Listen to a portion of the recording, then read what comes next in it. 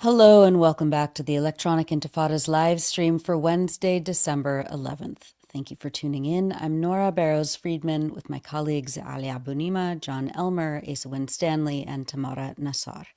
It's day 432 of Israel's genocide in Gaza. Coming up, we'll have a discussion with Yousef Aljamal and Helena Cobban to talk about two new books celebrating the life and impact of Refaat Alareer, a year after Israel's army murdered him. And later on in the program, Jon will cover the latest resistance news from Gaza, including multi-stage ambushes in Rafah dedicated to Yahya Sinwar and the battle in Jabalia. I wanted to note that next week's show on December 18th will have the news and the resistance report as usual, but we'll also be taking your questions about the current situation in Palestine. You'll be able to ask us about regional developments. You'll be able to ask Jon specific questions about the resistance, and we'll have some special opportunities for you to support our work and get some gifts from us at EI in return. So mark your calendars. Next Wednesday's show will be special. And if you want to start getting your questions in, you can email us at questions@electronicintifada.net. Again, questions@electronicintifada.net. And if you're watching us live, you can also put them in the chat and Asa will collect them. But first, here's a brief summary of some of the latest developments this week in Gaza. Israel's campaign of systematic slaughter, forced displacement, destruction, and starvation of North Gaza is now in its 10th week, while airstrikes and massacres continue across all areas of the coastal enclave. Palestinians in North Gaza endured more rounds of forced displacement this past week, as Israeli forces ordered approximately 5,500 people sheltering in schools in Beit Lahia to go to Gaza City. Journalist Ibrahim Al-Khalili reported from North Gaza as people were forced to leave amidst Israeli tank shelling on December 5th.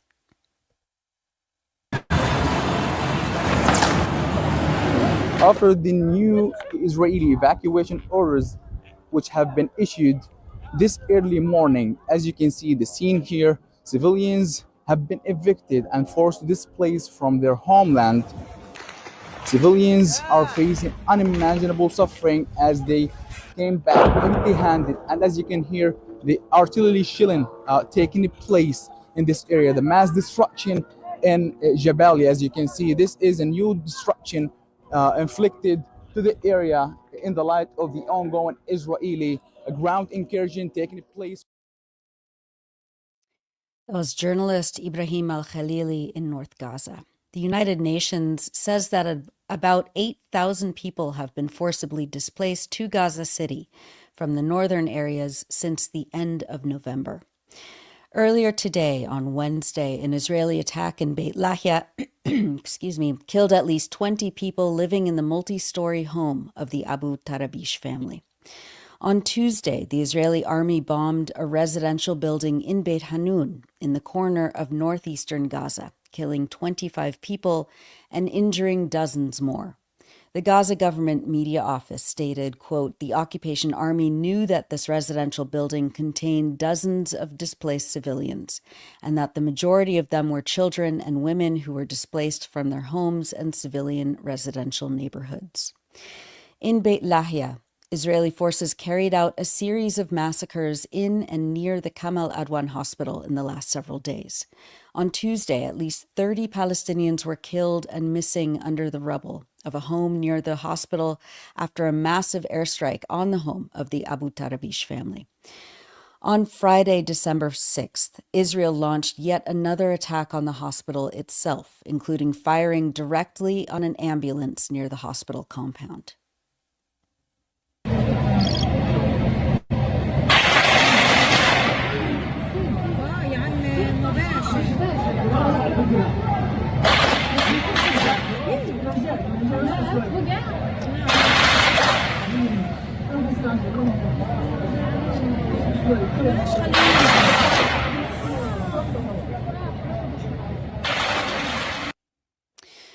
Field teams with Euromed Human Rights Monitor reported that Israeli forces used Palestinian detainees as human shields, quote, forcing them to warn hospital staff that all displaced persons and companions of patients must leave the premises and head to areas controlled by Israeli forces.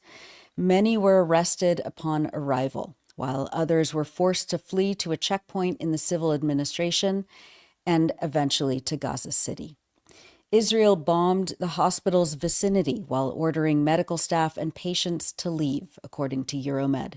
The siege lasted several hours, leaving between 30 and 50 people dead in nearby streets and homes. A surgical delegation from Indonesia were also forcibly evacuated from the hospital by the Israeli army, leaving the hospital without a single surgeon. Here's the Indonesian medical team delivering a press conference immediately after they were ordered to leave by Israeli forces. We are from Indonesia. We just come from Al-Aqsa hospital. There is two warning for us to evacuate from Al-Aqsa hospital, and they heavily bombing the hospital now, and there is a lot of medical staff, patients out there and stay there. From the last news, they told us that already 50 shahid in the hospital. They supposed to stop bombing the hospital or to evacuate the person there. Alhamdulillah, we walk from Kamal Atwan until Salah Al-Din Street, and the ambulance already pick up us. Alhamdulillah. Please pray for our college, medical staff, and people in around Kamal Atwan Hospital. According to the hospital's director, Hussam Abu Safia, 4 members of the medical staff were killed, many others injured, and the hospital is now without surgeons. Dr. Abu Safia added that the Israeli forces targeted oxygen generators, leaving only 2 inexperienced surgeons to handle critical cases. Despite their limited expertise, they began performing surgeries to save 20 critically injured individuals. Less than 24 hours after Israeli drones bombed Kamal Adwan Hospital, Israeli forces attacked it again, killing a 16-year-old, Mahmoud Abu al-Aish, who used a wheelchair while he was heading to the radiology department, according to the Gaza Health Ministry. 12 others, including patients, their companions, and medical staff, were injured in the assault. On Saturday, December 7th, Israel once again targeted the hospital. This video is from journalist Anas Al-Sharif, recorded inside the hospital ward. Dr. Abu Safia reported on Saturday that Israel had targeted the intensive care unit and surgery wards, as well as the engineering and maintenance departments. The attacks injured 3 children, including one who was already hospitalized, he said. He described the assault as barbaric. Speaking to the health ministry in Gaza, Dr. Abu Safia said that the hospital was hit with more than 100 projectile bombs, along with quadcopter drones, which fired at every window on the west side of the hospital building. Over the past week, Kamal Adwan Hospital has suffered more than 10 direct attacks, injuring over 22 people, including medical personnel, according to Euromed Human Rights Monitor. Israeli forces repeatedly attacked the Indonesian hospital, also in Beit Lahia, this past week, injuring 3 medical staff and 6 patients on Sunday, December 8th. Yesterday, on Tuesday, the health ministry issued an urgent appeal on behalf of staff and patients at the Indonesian hospital, saying that 60 wounded patients are at risk of death due to the lack of food and water.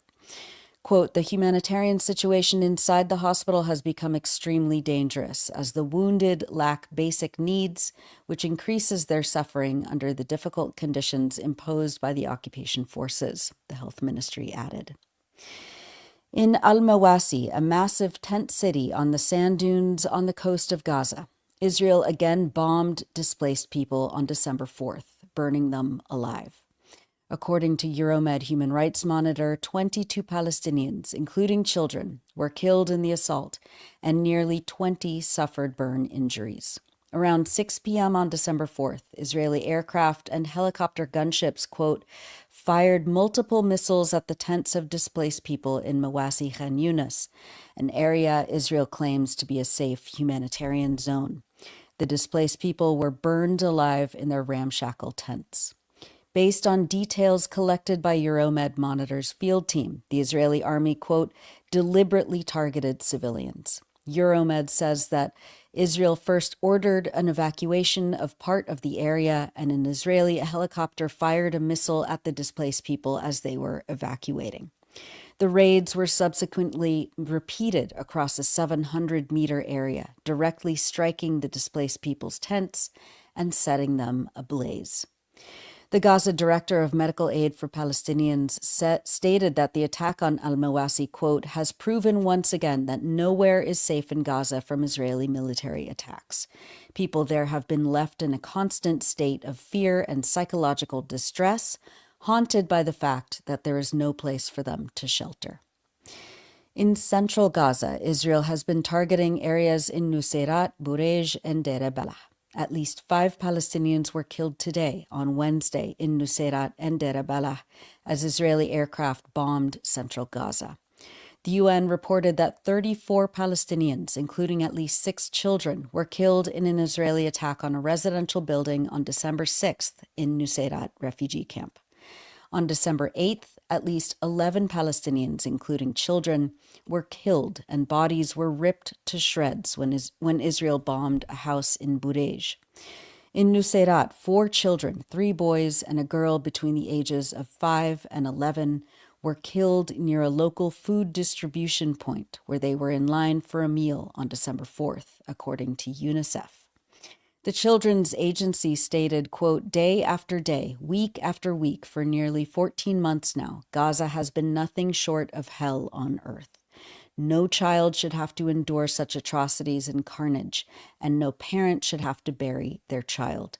Gaza has become a graveyard for children and families. The overall humanitarian response in Gaza is teetering on the brink of full collapse. The lives of virtually all children are at risk or have been shattered by unimaginable trauma, loss, and deprivation. Their safety and access to essential humanitarian aid are not being facilitated as explicitly demanded by international law. Attacks in and around Deir Balah killed 5 members of one family, including children, early Sunday morning as they slept in a camp for displaced people. 4 children were killed in Maghazi on Monday as they played in front of their home. Our contributor Abubaker Abed has been documenting repeated attacks by Israeli warplanes, helicopters, and tanks in Maghazi, Nuseirat, Burej, and around Deir Balah for the last several days. And in Rafah, in southern Gaza, Israel attacked a group of Palestinians lining up to buy flour on Sunday, killing 10 people. Al Jazeera's Hani Mahmoud reported that because of the limited delivery of humanitarian aid going through the southern border, scenes of hunger similar to northern Gaza were also happening in the south.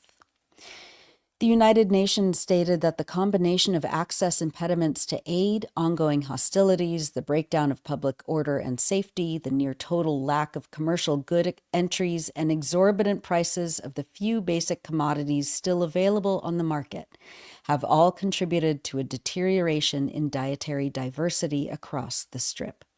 In November, bread and legumes have dominated household diets for the second consecutive month, with almost no consumption of vegetables, meat, and eggs. A recent survey conducted by the UN Children's Agency, UNICEF, showed that nearly 100% of children between 6 and 23 months of age and pregnant and breastfeeding women in Gaza City, Deir Balah, and Khan Yunis are not meeting minimum dietary diversity, which is defined as receiving foods from at least 4 out of 7 food groups. The UN Agency for Sexual and Reproductive Rights issued a report this week that says that nearly 50 of their trucks loaded with reproductive health equipment and supplies, including medicines that prevent women hemorrhaging during childbirth, tents, disposable sanitary pads, hygiene kits, and generators are stalled at the border waiting to enter Gaza. Some trucks have been stranded since early September, the UN says. Only 41% of planned UN aid movements were facilitated in November. None were permitted to northern Gaza. We've published many features on the Electronic Intifada in the last week, but we wanted to highlight excerpts of this one by Ahmed Majid, a contributor based in Gaza. He writes about his commitment to remain in the north, despite Israeli attacks, which have left him estranged from his wife and child. Ahmed writes, quote, "We refuse to live a second Nakba and experience what our ancestors did in 1948. In October 2023, Ahmed says that his wife's family, quote, evacuated from their house in Tal al-Hawa to a relative's house in Khan Yunis. My wife wanted to go there with them. This story of my displacements and separation from my wife and child for over a year is a chilling example of how Israel is carrying out revenge against all of Gaza. I was determined not to be included in their revenge plans. I did not want to have the Israeli army forcibly displace me. Now I am displaced in the west of Gaza at my cousin's house. I don't know what lies ahead. I don't know what my destiny will be. Are they going to displace us from Gaza City to the south, to the 2 narrow evacuation camps in Khan Yunis and Deir Balah? I will continue to refuse any move to the south. What I want is an end to this genocidal war and the return of my wife and child and all the people who have been forced to leave their houses. I'm afraid that my wife and son won't come back to me. Majid, my only child, was 9 months old when I last saw him on October 15th, 2023. I am told to believe he is living with my wife, living in a tent in El Mawasi in Khan Yunis. Majid has walked his first steps away from my eyes, uttered his first words away from my ears. Those precious moments lost can never be reclaimed. Presumably, my wife and I are in the same territory, but we can't reach each other. The Israelis split Gaza into north and south, and none of us can go from one side to the other. My beloved Haneen is an excellent English teacher, talented writer, and critical thinker. I remember our nights watching movies together and analyzing them critically. We used to prepare for classes together, exchanging thoughts and experiences. I'm paying a high price for being separated from my wife and son. My body is in the north, while my soul is in the south." Those are excerpts from I Refuse Any Move to the South on electronicintifada.net. Finally, as we always do, we wanted to share images of people expressing defiance and resilience in the face of Israel's campaign of destruction. This week, Translating Palestine and the Samir Project, local social media and aid groups, honored the sanitation workers in North Gaza. These workers are mostly volunteers, receiving irregular and scarce wages, and Translating Palestine and the Samir Project handed out cash in envelopes. The narrator says, quote, "Today is day 430 of the war, and despite the difficult circumstances, they are creating hope. And by cleaning our streets in Gaza, Gaza will be, God willing, even more beautiful than it once was. Sanitation workers are the ones creating hope after 400 days.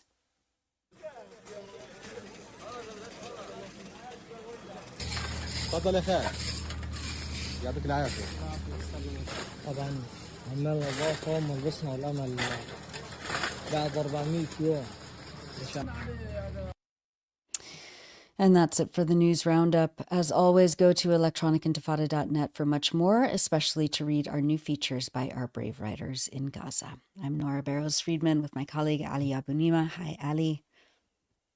Hi, Nora. It's good to see you, and thank you for that. And it's just a horrific reminder that there is no let-up in the genocide, none whatsoever.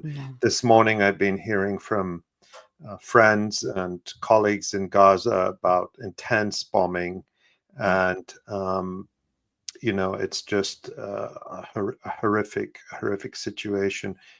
We're hoping to have someone join us from Gaza, but I don't know that that we have a connection yet. We're still working on that. So maybe we'll just give it a minute to see if we're able to do that. Otherwise, we'll shift things around as we always do. But it's just absolutely, and also with so much going on in the region, the tumultuous events in Syria, which we'll be talking about a little bit later, it's so important to keep the focus on what is happening in Gaza. Yeah. Yeah. I mean, it's, after 14 months, this is what we've, been focusing on 24 hours a day, 7 days a week, as people, living outside of Gaza and reporting on Gaza. But the corporate media, even independent media, has really let Palestine fall by the wayside, and the headlines are dominated by many other things, but it's hard to get any news coming from Gaza these days. And because Israel is systematically murdering journalists, and this morning we've seen the journalist Iman Shamti, many of her friends and colleagues are remembering her after she was murdered in her home with her children and family. The latest of more than 180 journalists, and more than 180 journalists murdered during this genocide, the largest number of journalists to be killed in any conflict anywhere in history. Israel is always breaking these kinds of horrific records. And remember that we're totally reliant on Palestinian journalists who know they're risking their lives when they go out to report the news, because there are no international networks there. And I think now we're able to go to Gaza and speak with one of those incredible journalists, our great friend Abubaker Abed. I think he's with us now. Yeah. Hi, Abubaker. Hi. It's so good to see your face. Can you hear me? We can hear you. Yes. Yeah, perfect. Hi, how are you? We're good. We're happy to see you. I know it's been a very, from what you've been posting, it's been more than usually difficult these days with heavy bombardment in many areas of Gaza. And I know that for you personally, Abubaker, before we talk about some of the news, today is a special unhappy anniversary for you. Do you want to say more about that? Yes, first, I'm so happy to be again here talking to you. But yes, as you said, it's the first heartbreaking anniversary of the killing of my very dearest friend, Hassan Matar, who was killed around 2 weeks after the killing of Mohammed Hamma, who wrote for the Electronic Intifada before. And the second article I wrote for the Electronic Intifada, entitled Stranded in School, was written in the house of Al-Hassan Matar. Al-Hassan didn't have any political affiliations at all, but he was brutally killed in cold blood without no reasons. His house was leveled up to the ground. It's been a year.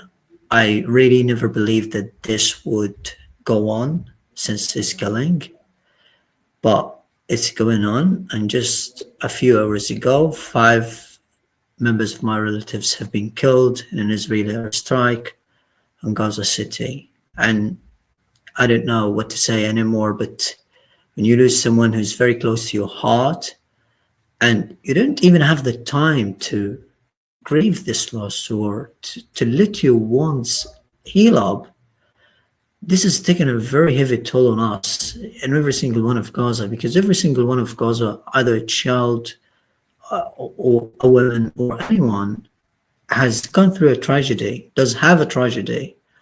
And these tragedies continue to unfold. So some people are just losing. This is personally for me a very tragic day, a very miserable day. I don't know, like I haven't recognized myself since he was killed, to be honest. He learned me, he told me to hope, he told me to dream. He told me once that this war would end and we would be together again. We would complete our studies. We would live happily. We would get married and live in the same street. But now he wanted to live outside go and complete his studies as an expatriate. But no, Israel killed him. Israel destroyed his house, destroyed his dreams, destroyed everything about him. Israel didn't let anything to remember anything about him. The places we were visiting were destroyed. His house was destroyed. Our university was reduced to rubble.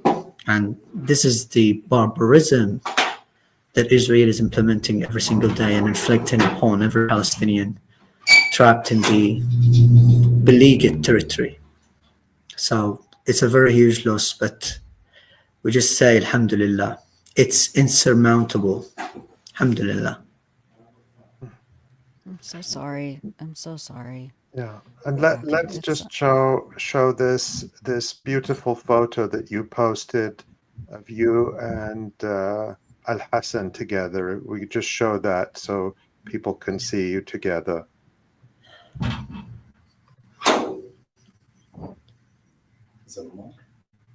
It's a wonderful photo, a wonderful way to remember him. The place we were in, it was a restaurant in Khan Yunis, and it was bombed and razed to the ground. So, but yes, he's amazing. He's a beacon of hope, of passion, of everything. He taught me to love life. He taught me everything. And even, Khalid Al-Hissi knows him very well, and we all know him. Also, teacher Ahmed Nihad knows him, taught him. So it's incredibly unimaginable. But I just promised myself that his memory would go with me wherever I go. I will keep his legacy because he had touched the hearts of everybody who knew him. And everybody who knew him loved him because he was kind. You can see his charming smiles, already 2 charming smiles in the photo. So amazing, just amazing. But yes, I'm sure he's in a better place. And I hope that the world will not let him down. And will not let him down because his older brother and mother are still alive, and they are very frightened to join the rest of their family. So I hope the world will intervene and stop this genocide for him, although he was killed. Yeah. Allah yarhamo, Allah yarham kull shuhada, and your relatives who were lost. And thank you for sharing his memory and his picture and his inspiration with us, Abubaker, and I hope he'll always stay with you and with us.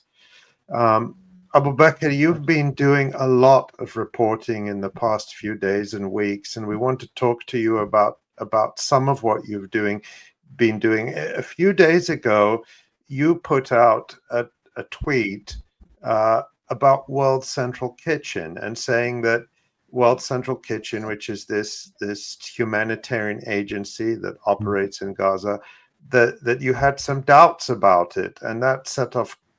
I don't know if Abubaker, are you still with us? You are. No, I am. Okay, yeah. I am. So you've been looking into World Central Kitchen. Your tweet raised a lot of discussion. Tell us why you put the focus on World Central Kitchen. Because I believe they've been corrupt. I believe that they haven't been very sincere and very transparent in distributing aid to every single one in Gaza. And it's not all they made. There are a lot of people in Gaza who have tweeted and posted about World Central Kitchen in particular. And I believe that all the humanitarian organizations that I've told you before are a tool for imperialism and colonialism. So they're not helping the poor and traumatized people. Their intentions are not very pure. That's what I believe. And at the same time, if they do, you cannot really go out and say to the public that you are feeding the entire population and you're making sure that nobody in Gaza goes hungry, when the vast majority of people inside the places or the zones that you are operating in do not receive any food from you. That is quite deceitful for your audience. And at the same time, I've been hearing from members of the several international humanitarian organizations who have close ties with Willard City Kitchen, and I could hear from them that they are deliberate in restoring food and goods until they get quite rotten. When they really get close to or from being rotten, they start distributing this aid or these goods to the outside people. So you can see how inhuman some of these members are. And this is not only about the Western Kitchen. I believe that sometimes we not, like, I don't accept the fact to be victimized, and this is the same story for me and every Palestinian, but we're not in a position to be very much deceived and bamboozled in a way that no one can accept or tolerate. So if you really want to help the poor in Gaza, just give them what they want, and really go and tell people. And one important point that people do not understand is that, like, there is a very important question that should be raised. For example, why aid doesn't reach people while they are in their houses and their shelters? Meanwhile, everywhere across the globe, in the conflict zones, people there, the refugees there, receive aid, receive food, free food, while they are in their shelters, in their homes, and in their places. So this can reflect the purposeful dehumanization of the Palestinian people. And a lot of people here have made it very clear to the outside world that we don't need your aid because your aid is not even for animals. It's not even, cannot really taste good at all. It's not eatable. But yes, like, if you really want to operate in Gaza, don't really harm us in an unintended way, but instead you should do harder. You should work harder to make sure that everyone is getting aid, is getting their right in receiving this aid or receiving these free meals. But this is not happening at all. And also, and of course, World Central Kitchen would say, and they do say, that they're trying their very best under difficult circumstances, of course. But what we want to reflect is what you're seeing and what people in Gaza are seeing, because World Central Kitchen is able to reach the world through the media and through its website. And they put out a statement yesterday saying that they're trying to restart their operations in Gaza. Recently, Israel attacked one of their convoys and killed several of their workers, claiming that one of them had been somehow involved in October 7th, and that attack took place. That Israeli attack on a World Central Kitchen convoy took place on November 30th, and Israel demanded that World Central Kitchen investigate its hiring practices and employees, including subjecting them to Israeli security checks, and they fired a number of employees on that basis. And World Central Kitchen has now said that they will submit all their employees, all their hires, to Israeli security checks, and that this was the only way, they say, in fact, that after the tragic November 30th attack, Israel publicly demanded an investigation into our hiring practices in Gaza, including security checks through 𝐄𝐥𝐞, the Israeli department in charge of humanitarian aid. Although these measures cannot fully guarantee security, they help to reduce the risk of attacks on our team, kitchens, and distribution sites. Based on the results, we made the difficult decision to make changes in Gaza. What they mean by that is firing several dozen workers. And then they say this should not be taken as a conclusion by World Central Kitchen that the individuals are affiliated with any terror organization. But they do say that we believe we had two options: to close operations in Gaza or to adjust to their request, meaning the Israeli request. What's your reaction to all of that, Abubaker? Well, I think, as I told you, even when you really accuse someone of anything, you should really give proof. But all of these humanitarian organizations are working closely with the Israeli military to facilitate their operations inside Gaza. But their operations inside Gaza. But at the same time, why don't these organizations work with the local security forces to ensure the safe delivery of aid to everyone in Gaza? But I was yesterday, let me tell you something that is really shocking. One of the humanitarian organizations, I think it's called, I don't know, but I think it's, I don't remember. It's a medical humanitarian organization, and someone suggested that there should be more organization by distributing cards to every single patient, so the treatment of patients goes very well. But then the manager of this place has refused that and said that we are aiming to create this chaos among people. So you can see this is like sometimes the truth slips off, and this is what happened because he said it himself that his bosses outside do want this chaos to happen in Gaza and to unfold in Gaza. Do not want to see Gazans as humans, do not want to see us as humans. And this is the same for every humanitarian organization. Because if these organizations want to see us as humans, such a claim by the Israeli army should be really disapproved. But then they didn't say anything, and they just said okay to the Israeli army and went with it. It's completely wrong. It's wrong. Yeah, they just take Israel's accusations or demands, and they don't push back. And what we Absolutely. can and what we can say conclusively, I mean, I know there's a lot of doubt, a lot of frustration, a lot of concern about all these organizations. In any type of situation like this, you get black markets, you get corruption, and people are talking about that in Gaza. You're talking about that, Abubaker, other people are. But the big picture is what we have to keep our eye on, which is that there is hunger and starvation in Gaza because that's what Israel wants. That's what the United States wants. And if they wanted food to enter Gaza and reach every home in Gaza, it would. But it's because they don't want it to. Abubaker, we have just a minute or two left with you.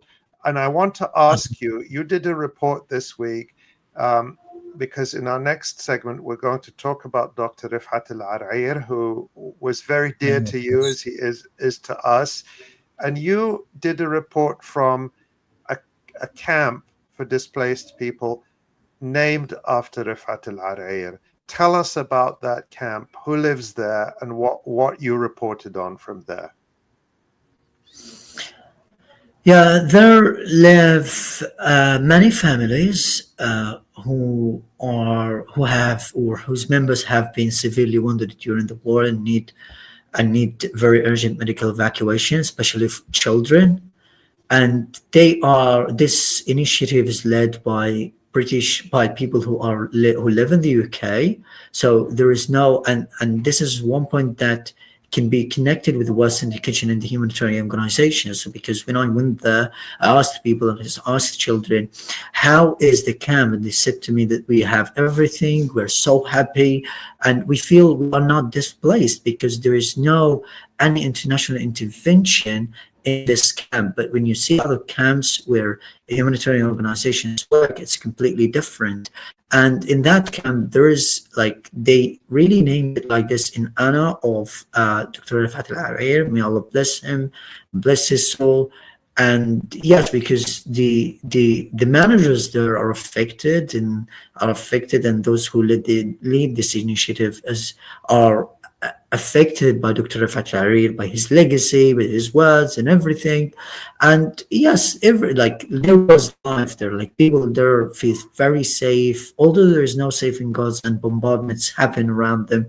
And even that place, the attack 1 hour ago happened nearby that camp, by the way, in Al-Zawadi area.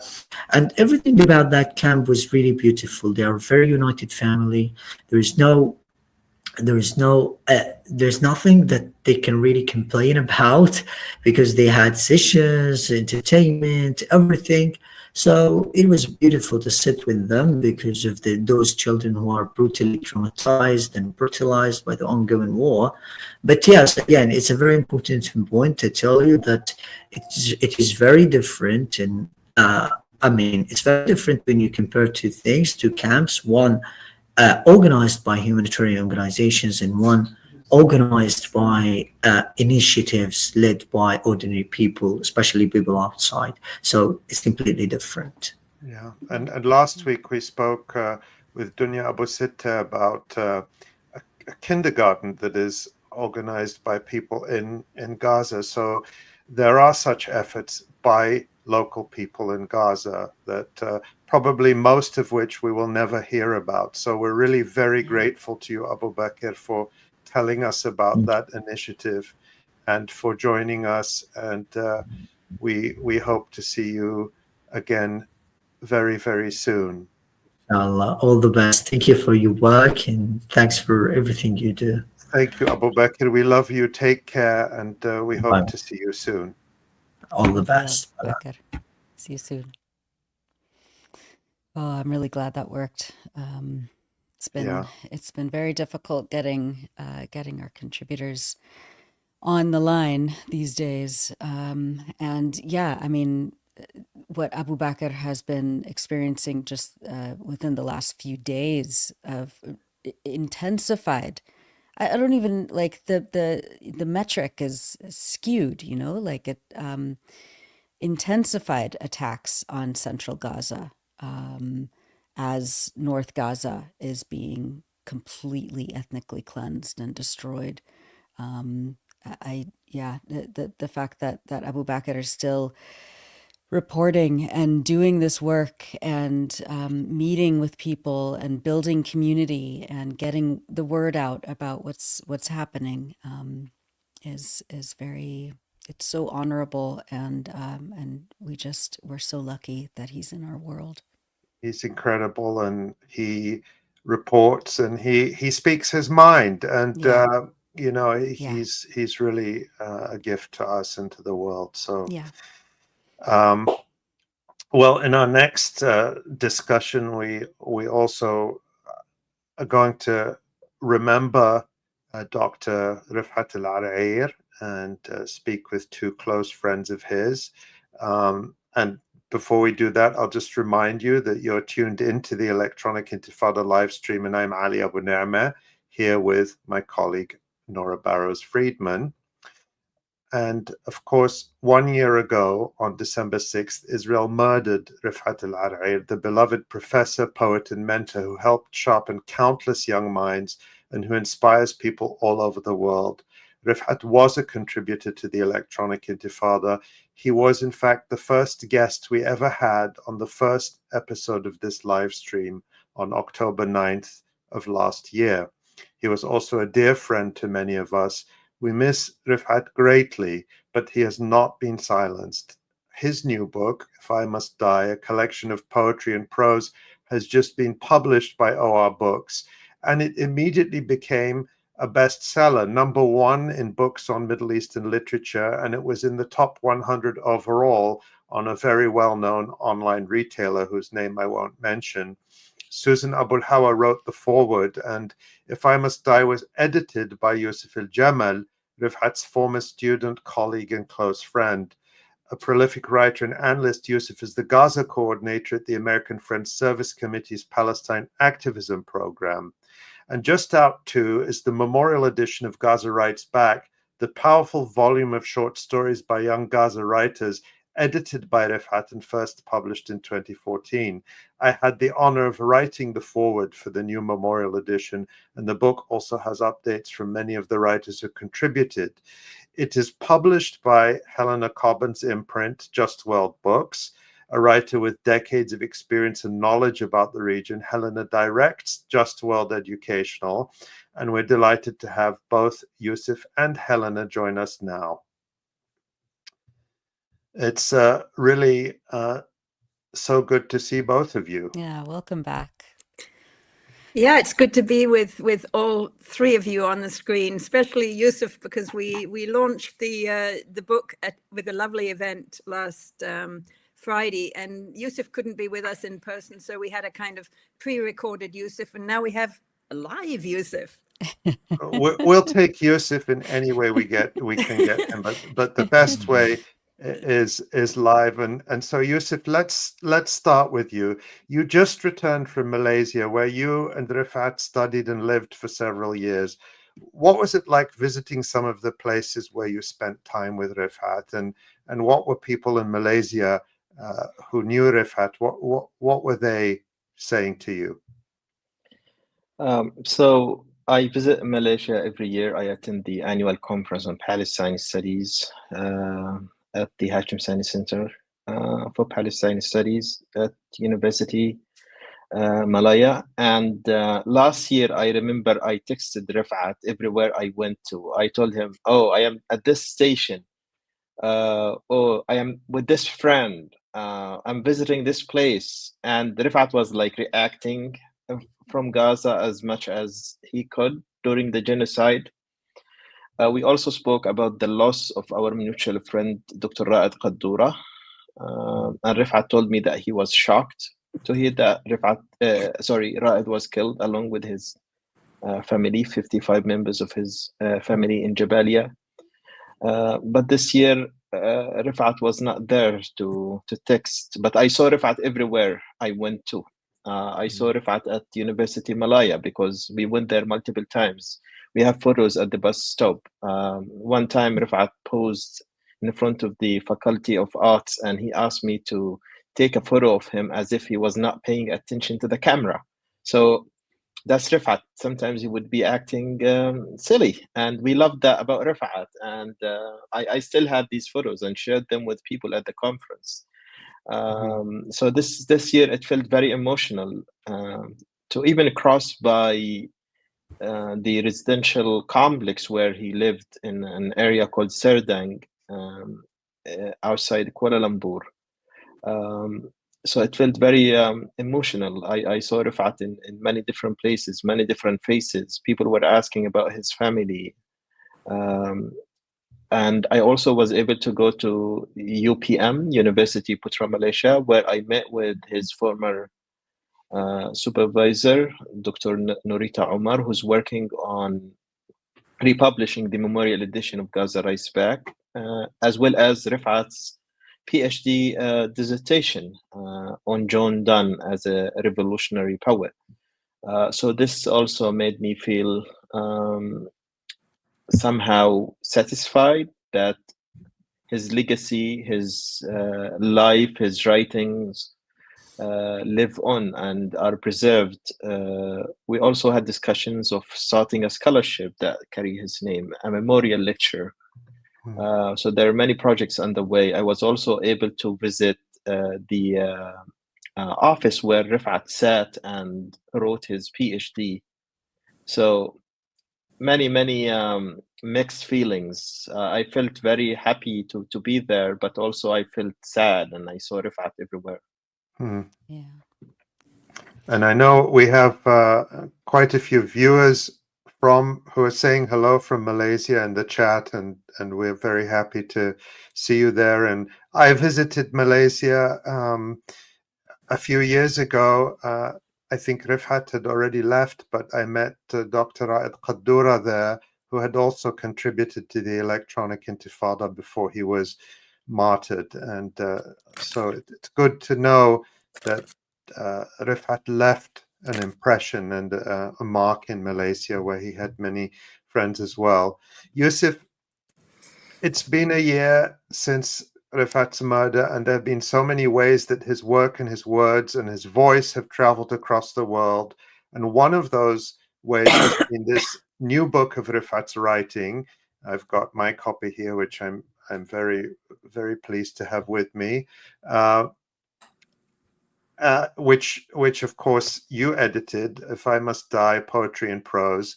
Tell us about what it means to you and what it means for Refaat's work. It's the honor of my life that I got to meet Refaat and be his student and be his friend.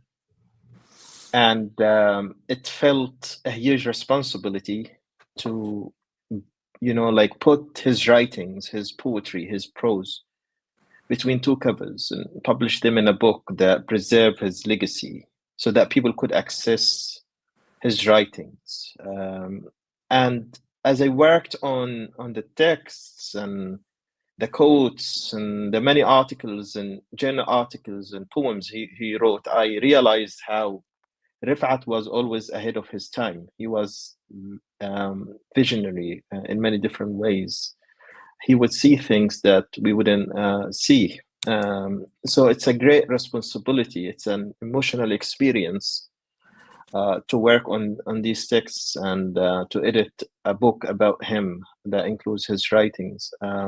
I felt a huge responsibility, and it's just the least I could do as one student of thousands of students he trained to tell his story. This is what he wanted. If I Must Die is after his poem that went viral, that was translated into 250 languages.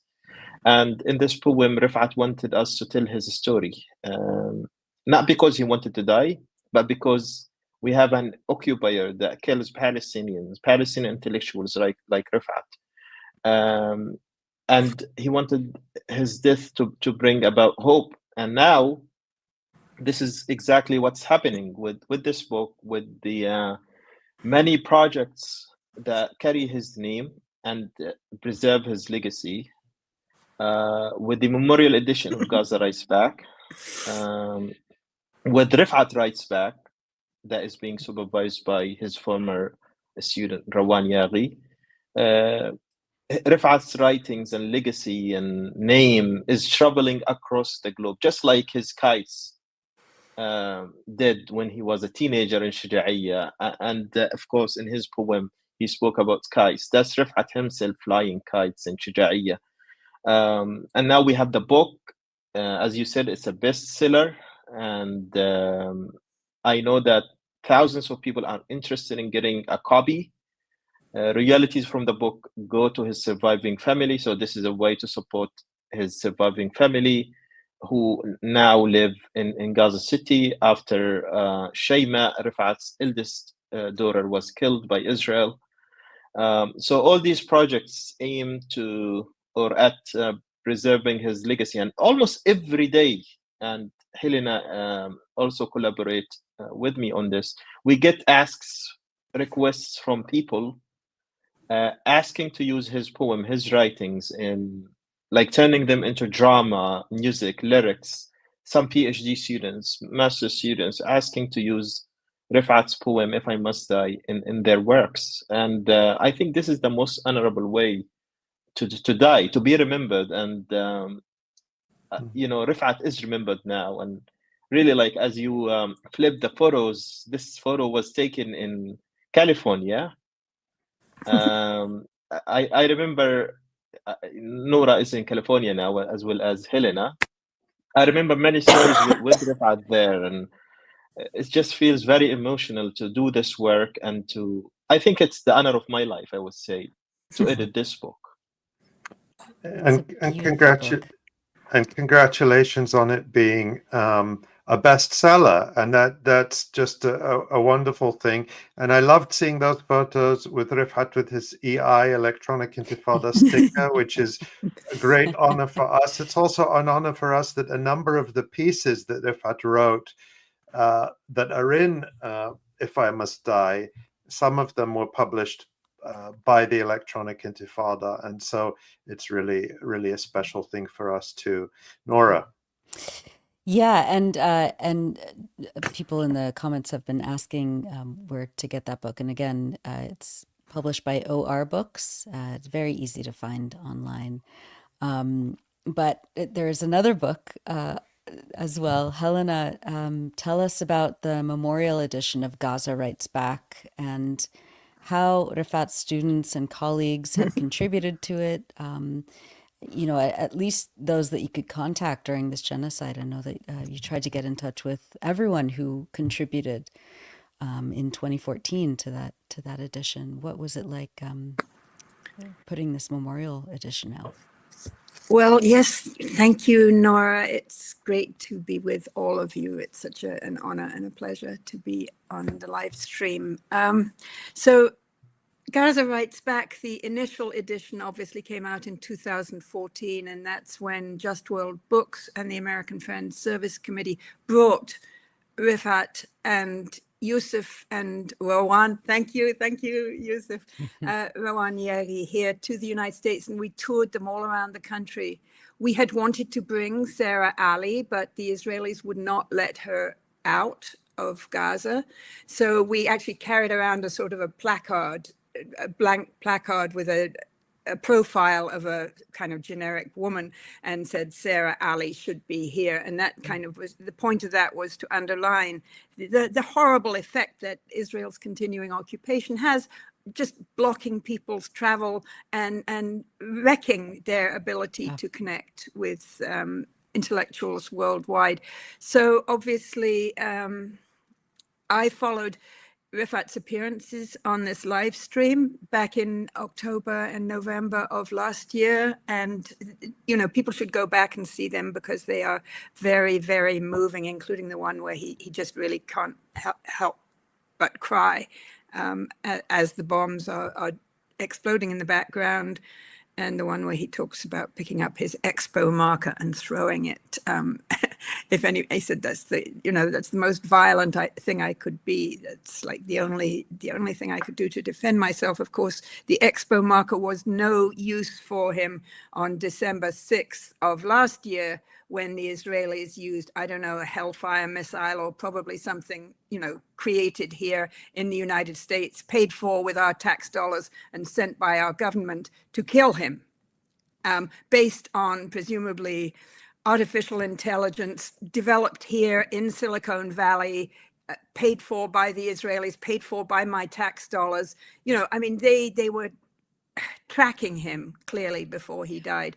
So, obviously, I've been really blessed to be able to work with Yousef a lot in recent months. We have a weekly podcast called the Palcast that we put out that I urge people to look for on Apple and Spotify.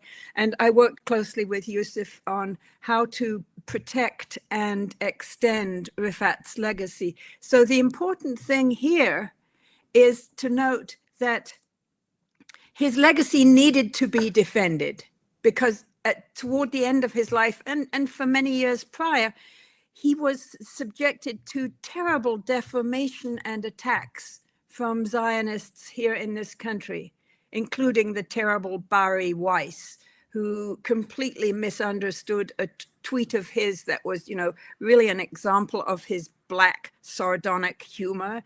I guess Barry Weiss, who is this influential Zionist commentator in this country, doesn't have any concept of, you know, sardonic or, you know, black humor or humor at all, maybe.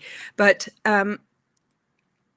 so she kind of singled him out, and then very shortly thereafter he was killed. But in the interim, he had 3 essays commissioned by Prospect magazine in London, and when Barry Weiss and that whole, you know, defamation came up, Prospect magazine said, oh, we're going to pull those essays. We're not going to publish them. And actually, I think they had a little bit of, I don't know, after he was killed, maybe they felt guilty. So they sent back the copies of those essays, which were lovely essays.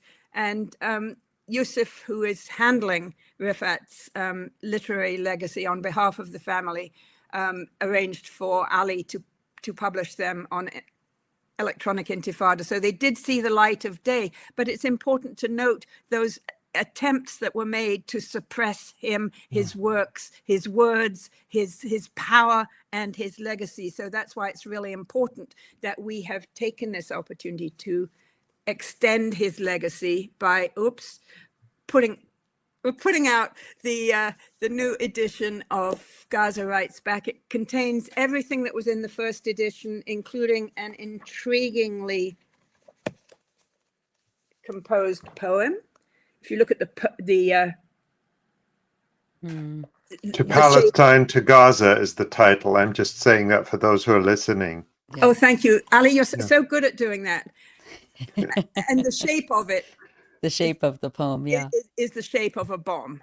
So, but we invited this guy called Ali Abu Nima to contribute the foreword, and it is such a lovely piece of writing. I don't know, I get emotional whenever I think about this whole project.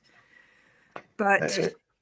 And if I can say, I do too, by the way, Helena, and if I can say it was really an honor for me to be asked to write a foreword, and it was it was an opportunity. I think I finished writing it in June, probably a day before the very extended deadline, and that's not because I was procrastinating, but because it was so difficult to sit down and confront the loss of Refaat,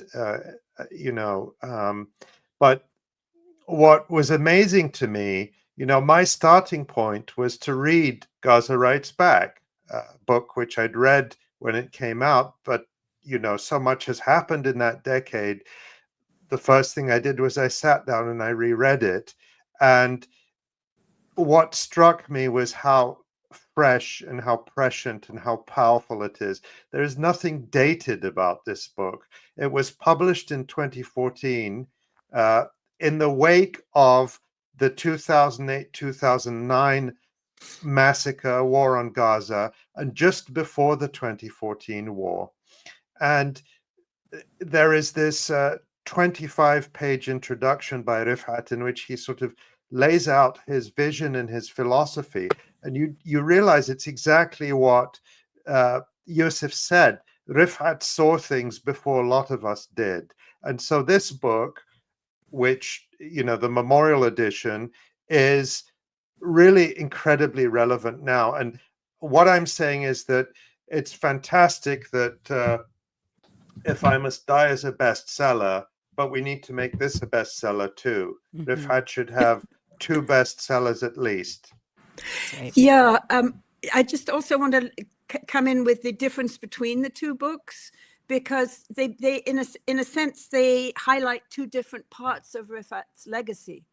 The Refaat's own book, If I Must Die, is his own writings in many genres. Some of his poems, some better known, some less well known, and there's a beautiful editor's introduction by Yousef, but the main, and then the foreword by Susan Abelhauer, but the main content of it is Refaat's own writings, prose, literary criticism, poetry, commentary, like just a really rich collection of everything that he wrote. Whereas the other one really plays to his legacy as a mentor and teacher, because it contains 23 short stories, of which of which he contributed 3. And we did have this. So the subtitle of the book is Short Stories from Young Writers in Gaza, Palestine. And we always had this discussion. So Refaat, what constitutes a young writer? So he had contributed 3 of the stories himself, and he would always say, my age and younger is a young writer. So, I think that's great. And I think I should maybe adopt that, say, yes. Age 72, I should say 72 and younger is definitely a young writer. Yeah. But still a youth. Yeah. But you can tell the love with which he worked with these students, mentees, and colleagues, who did include back in the day Yousef Aljamal, who is now, has emerged as a leading intellectual in your own right, Yousef, and Dr. Mohammed Suleiman in Australia, and like the students and mentees of Refaat are a huge part of his legacy. Abubaker is one of his students. Yeah, that's right. Abubaker is one of his students. And many EI writers are his students. And I think one of the important things he underlined, and maybe Yousef, you could say more about this, is the fact that he wanted to, get people to connect with English language, literature and commentary and the whole kind of global Anglosphere, which obviously extends to Malaysia and, lots of other places too. But he wanted them to do that in order to gain, knowledge and expertise, but to take that back to Gaza. So I see, like, as a wonderful project, once the occupation of Gaza is ended, that all those people from all around the world who have all those skills will do what Dr. Refaat did, which was to go back to Gaza to help build it / rebuild it. But Yousef, you're like much more important in this project than I am. So what can you add? Refaat always asked his students and people he knew to go back to Gaza after they finish. I remember Asim al-Nabi had this conversation with him, and every time Asim said that he might be looking for opportunities outside Gaza to do this and that, Refaat would remind him that, but you still could go back to Gaza and do the same thing. So Refaat wanted people to go back to Gaza. He felt very proud to be from 𝐄𝐥𝐿 from Gaza. He would remind everybody he met that he's from 𝐄𝐥𝐿. And I think the fact that he stayed in the northern part of Gaza when he had the option to move south to tell the stories of people there speaks volumes of his love for Gaza and his commitment to tell its story. And that's why he's known as the storyteller of Gaza, the voice of Gaza. There is no question about it. And I think it's important that his students carry on this legacy to go back to Gaza and rebuild Gaza in a decolonial way, as Refaat envisioned Gaza to be always in the past, in the future.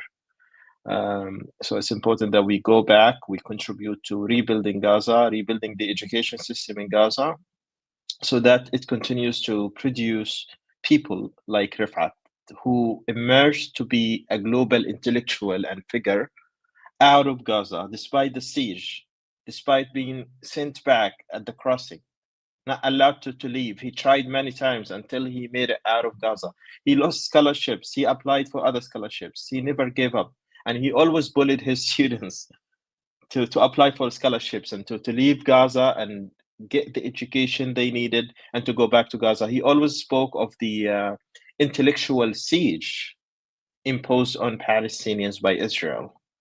So I think it's important that we continue this thinking and this legacy and Refaat's approach of spreading the word about Gaza, but also encouraging people to be in Gaza and to go back to Gaza. Yeah. Nora, yeah, go ahead. yeah, do you want to play the audio? I think so. Yeah, I think that was a good segue. So we do have a short, like 2-minute audio clip from an interview that I did in 2014 with you, Yousef, and Rawan Yaghi and Refaat in person when you came to visit the San Francisco Bay Area as part of the book tour with Helena and Ali. This is from a longer interview that I did, and it's one of about 4 that I've done with Refaat since 2014 for the podcast before the genocide. And I'm working on putting together kind of like an audio tapestry program of these 4 interviews, and I'm hoping it'll be out next week. But here's a clip of Refaat speaking to us in 2014 about Gaza Writes Back and the beauty of this project. Creative writing, I always believed that, I still do actually, that there's always a writer inside every one of us. All you need to do is do some poking. And that writing is an act of courage. You have to be courageous in order to believe that you can write. For these young Palestinians, they had the very good command of English and the understanding of the importance of their role as young Palestinians who have to do something for the struggle against oppression and racism. So every time we had, for example, a course on writing, on creative writing, we would have 20 students or 20 people joining from different universities. And sometimes I would invite people who I know can write. And we would usually start by reading samples of poetry, of short stories, and talk about them, discuss them, and take it from there. And instead of being on the recipient part where we just receive literature, we had to produce literature because that is what we intended to do from the first place. The other thing is that I decided to take this thing to my own classes at university, at the Islamic University where I teach. I started assigning my students to write fiction rather than research papers. And I usually had students coming to me and complaining that they have never written anything before, let alone write fiction. But again, with the discussions we would have in the class, with the samples and the training sessions we would hold, basically everybody started writing. Even the first story in Gaza Writes Back, called L for Life by Hanan Habashi. In my opinion, it's the best story in the book. And Hanan Habashi came to me the beginning of the term and said she hasn't written anything before. And it's not easy for her to write. And I said, you have to start believing in yourself. As a Palestinian, you have the talent, you have the experience, you live the pain. All you need to do is just to put your pen on the paper, and then words and ideas are going to flow naturally. And that entire interview is so beautiful, and it just kind of a miracle that that I was able to spend time with all of you, including Refaat, so long ago, and that we were able to sit down and really talk about this book and how, and then in subsequent interviews over the years, I mean, Refaat would talk about Gaza Writes Back as this really fundamental project, not just in the beautiful stories and essays and how it was put together, but as a way to honor, a dignified Palestinian life in Gaza. People's stories, people's experiences and traditions and imaginations and creativity and art, as really a living document, that would not just hold up over time, of course, but inspire generations and generations of other writers in Palestine and around the world. Yeah, what do you think of when you hear those words from Refaat, Yousef? My body shakes because this voice means a lot of things to me. It means life. It means courage. And Refaat said that he wanted his students to write because this is an act of courage. I think it takes much courage to gather yourself, especially in Gaza, and start writing. And not just start writing, but to start writing creatively, as Refaat wanted us to do. And again, he highlighted fiction versus non-fiction because he believed in the universal nature of fiction. He said it could be read 100 years from now. It could be read from anybody across the globe. And he wanted to globalize Palestine. He always said that in order to have the physical Palestine, we have to create Palestine in our writings and in our imagination. And that's why he invested in storytelling, short story writing, creative writing. And he would always mention the story that someone in the audience, when he spoke about Gaza Writes Back, I believe it was in Atlanta, Georgia, he said that we have to see Palestine in films, in novels, because Palestine is missing there. And Refaat felt very empowered by these words that Gaza Rights Back serves as a very powerful tool and weapon to materialize Palestine in fiction and to make it a global. And he always encouraged people to work on like film projects, documentaries, books, because he believed that creating this space or this Palestine in this space, in the virtual space, and our imagination is as important as having and realizing an independent Palestine. So I always believe that the power of words, we say words are stronger than weapons and swords. And Refaat always wrote in, like, for people who got copies of Gaza Rights Back, that Palestine is a story away. And this is how Refaat saw Palestine. So all we need to do is to tell these stories. And he said, it's selfish. If you know a story, it's selfish not to tell this story. I have to laugh, you know, and I mean, honestly, as a publisher, I had never published fiction before. I was like very focused on nonfiction writing. And when we started the discussion about Gaza Rights Back, and of course the term is a reference to the Empire Rights Back, which is a global anti-colonial sort of intellectual project.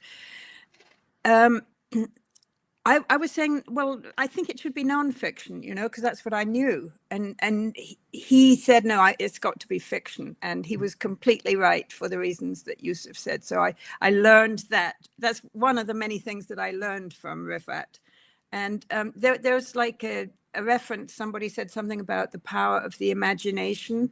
And, you know, the stories in this book are so richly imagined, including Rawan Yari's stories that are told in the voice of a Palestinian child living through Operation Cast Lead of 2008, 2009, which was the first devastating Israeli assault on Gaza of the modern era. I mean, it's just spine-chilling how beautifully she was able to reproduce that voice. But also Noor El-Borno had a story in there in which she imagines the life of an Israeli soldier who has been traumatized by his experiences running the occupation and assaulting Palestinians. Now, we know, in a sort of intellectual way, that some Israeli soldiers are indeed traumatized, and there have been, suicides and things like that amongst Israeli soldiers for what they have been doing running the occupation and the military assaults associated with it. But for a Palestinian writer in Gaza to be able to make that leap of imagination into that soldier's bedroom, how powerful is that? So anyway, those are just two of my thoughts about the content of this book. Of course, as Ali said, the introduction, the editor's introduction that Refaat himself wrote was very, very important. And then a couple of actually very final notes. One is that, as Yousef told me, a copy of Gaza Rights Back was always Refaat's favorite book because it represented his commitment to his students and mentees. Yeah. When his body and that of his other family members were discovered, nobody knows much about any of this, like what state the bodies were in. Or anyway, there was a copy of Gaza Rights Back in the room with him that he had taken to that place as he fled from place to place. And then obviously, as with the other book, If I Must Die, this wonderful book that Yousef has helped put together, we are hoping that we can generate serious royalties for Refaat's survivors and families. So there you go. Go to our website, justworldbooks.com, or, look for the ISBN, ask your local bookstore, your local library, just buy as many copies as you can. Well, I'll also mention that Yousef has a wonderful short story in this book, very powerful short story in the book, Gaza Writes Back, the Memorial Edition. And of course, Refaat has his own fiction stories in Gaza Writes Back too. So we get to see several sides of Refaat in that. And of course, the book on the right, If I Must Die. These are two fantastic books. And I think I'm allowed to say, if I'm not giving too much away, that we will have some copies next week in our question and answer show that we're going to give away. I think we'll do that by some sort. We haven't figured that out yet, but we'll have some sort of like draw or something like that. But we want to excite people about that. And I see people in the comments saying, go out and buy both books. Yes, what a wonderful idea.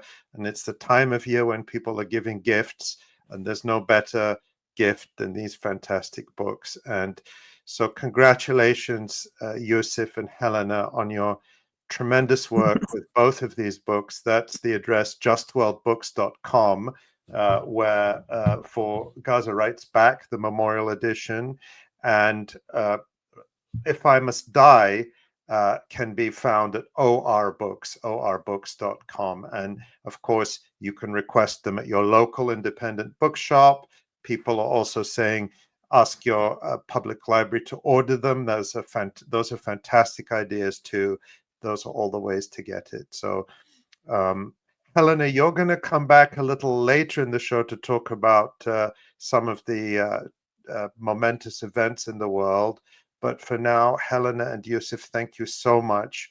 And we'll talk to you both again very soon. Thank you, guys. Thank you for having us. Thank you both. Oh, it was wonderful. Hard to hear that audio. I mean, I talk about procrastinating. Like, this was on my docket for weeks to go through those audio interviews, and I just kept putting it off. It's almost like I couldn't hear his voice without completely falling apart. So that was the first time I'd heard that. I didn't want to listen to it before, and it was interesting to hear Yousef say that, he feels shivers when he hears Refaat's voices. I think we all do. One thing I didn't say to Yousef is that Yousef tells stories about Refaat all the time, as he just did, and sometimes he says the things Refaat said, and he almost says it in Refaat's voice. And so when I hear Yousef tell those stories, I also hear Refaat, and they were two very, very dear, close friends who were always teasing each other, and it was just a privilege to see them together. Yeah. I mean, that whole time in 2014 during the tour, and you were on the tour for a large part of that. I joined a couple of we met in Philadelphia, in Washington, in Chicago, and California. They went all over the place, but we would, and it was just so much fun. Refaat was fun. It was and really fun. Amazing, but you never stopped laughing with him. Right. No, he was so dry-witted. And even more so, I think, in person. Like, there was this like very mischievous glint in his eye at all times. And so we're so lucky that we were able to have that time with him in person, and then, being in contact with him for the last decade. And there's always going to be more coming from Refaat in so many ways. Well, before we turn to Jon, I wanted to just remind people that next week on the 18th, we'll be doing our regular news and resistance report show, but the rest of the show will be a discussion with questions and answers, and we want to answer your questions about our coverage. I know that a lot of people always have questions about the resistance, so you'll be able to ask Jon. And you can email your questions at electronicintifada.net. You can also read the scroll down at the bottom here. Again, that's questions@electronicintifada.net. We're going to start compiling them, and we'll be, there will be some special surprises on the show as well. But I think it's going to be a really important show. So put that on your calendar. All right, let's bring on Jon. Hey, Jon. Hey, guys. Great tribute. Yeah. And it was great to hear from Abubaker. He's been doing good work day in and day out, and he's still all on top of Premier League football. So he's doing it all. It's amazing. I know everyone is just waiting for the day when he can just watch and comment. Football. Just cover football. It's what he was born to do. Yeah. Well, a lot happened in Gaza and the West Bank this week. Of course, we're going to be talking about Syria later on in the show, but you're focusing on Gaza. Give us a thumbnail of what you'll be covering. Yeah, like lots of fighting in Rafah again. We have that series of operations that were dedicated to Yahya Sinwar. So I put those three together. The resistance obviously wanted those three to be seen together. So we'll do that this week. And then, of course, the brutal ethnic cleansing in the north continues, and the resistance continues to fight. They can't be defeated. Israel can carry out this ethnic cleansing, but it doesn't defeat the resistance. It doesn't get their prisoners back. It doesn't achieve any of the goals that they set for this war, which we said a year ago wouldn't be achieved. So all we see is the brutality and really just sheer cruelty, which your news report, Nora, always captures really well for history, because this is a disgusting moment in history. Yeah, it really is. There's no other word for it. All right, Jon, take it away. And good luck. All right. Well, we are going to start the resistance report this week in Rafah, as we have for the last couple weeks, despite a break from Rafah for a number of months. The battle is raging in Rafah and in the north in Jabalia. And as Nora said on the news, the Israelis are attacking all over Gaza. There's no safe place in Gaza. There's been attacks in Rafah, Khan Yunis, Maghazi, and the middle camps, and Nusayrat. And of course, the ethnic cleansing in Beit Hanun and Beit Lahia and in the Jabalia camp has carried on apace.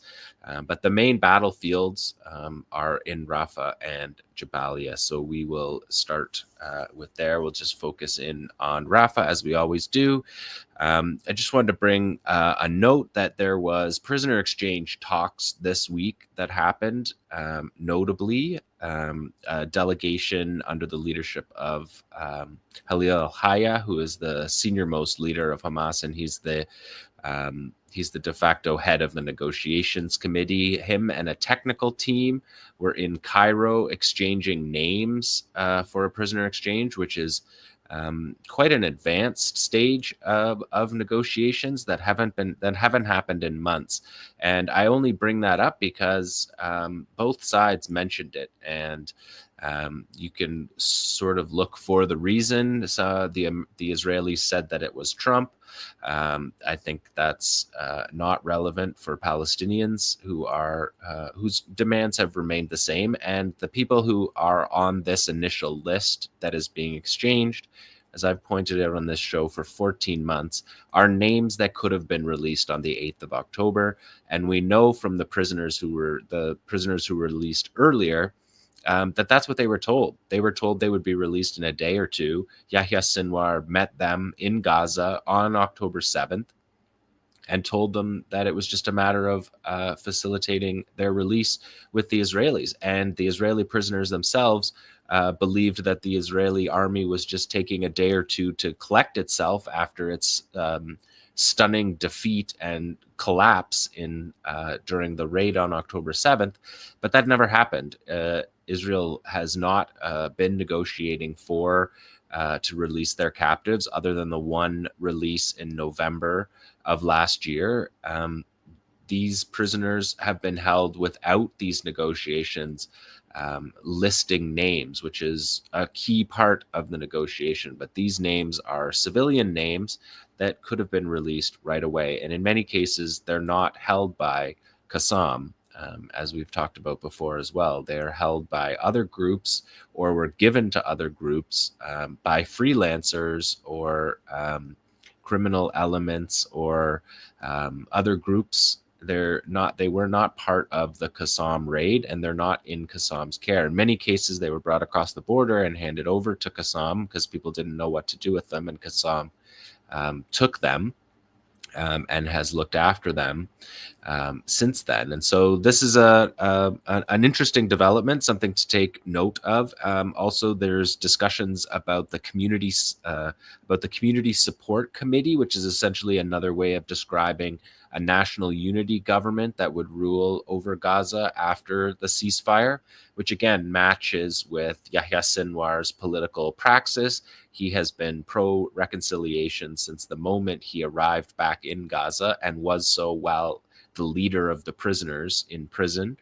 And so these two developments, I think, are notable and are worth keeping our eye on. The ceasefire negotiations have been a ploy, as we know, and not real. But these two elements are something to keep an eye on. So I will continue to keep an eye on those discussions. So also, just to note, Tel al-Hawa is where Yahya Sinwar was killed on the 16th of October, and he was killed meeting with commanders from the Rafah Brigade, who Israel declared in late August, early September, were eliminated. They didn't exist anymore. Then we saw Sinwar meeting with those commanders in battle fatigues on the day that he was killed. And now, some weeks later, 6 weeks later, the operations in Rafah have intensified. In fact, this week there was 30 operations in Rafah, in an area that has been ethnically cleansed of civilians, but fighters remain from all factions. There was field reports from all factions of the battle in Rafah. And so we're going to take a look at that today. And I brought you, we'll take a look at number one here tomorrow. I brought you this video last week. This is an abridged version of it. But this is Operation Avenging Sinwar. There's 3-part operation. This is the first from November 22nd. And we have the commander here explaining that after the movement and behavior, monitoring the behavior of enemy forces, the decision was made by the command of the Eastern Battalion to prepare and equip a series of tight ambushes in the operational area, which you're seeing there on the map up top.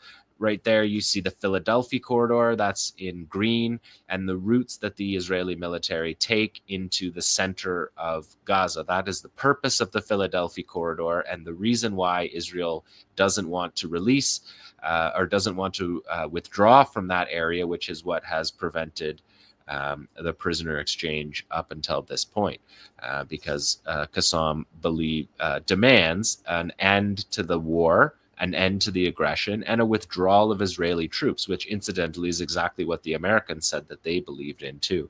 So you can see this was the first video. I broke down each part of this last week. I won't do that again this week, so you can check out last week's for the detailed version. But what we have here is a 3-part, it's actually a 4-part ambush, but it's the first time that 𝐓𝐿 has named the operatives that took part. So that's Hussam with the sniper, with the Al-Ghul sniper rifle. It's Khalid's unit that has the Yassin archers squad. And then Walid is the cutoff man on this operation. This was Operation Avenging Sinwar Part 1. This is the movement of the vehicles exactly from the Philadelphia corridor into the neighborhood that was prepared. This is the Al-Janaina neighborhood in eastern Rafah, Al-Janaina camp. All of Rafah neighborhoods are camps.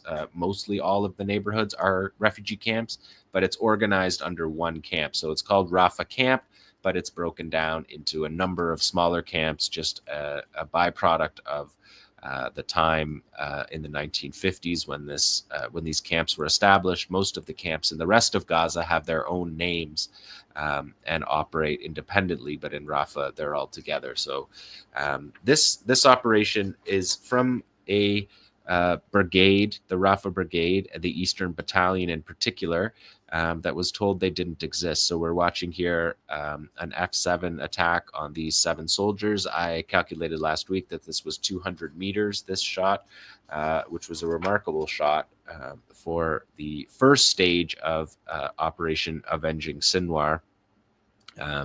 Also worth noting, we can go to number 2 when this one's done tomorrow.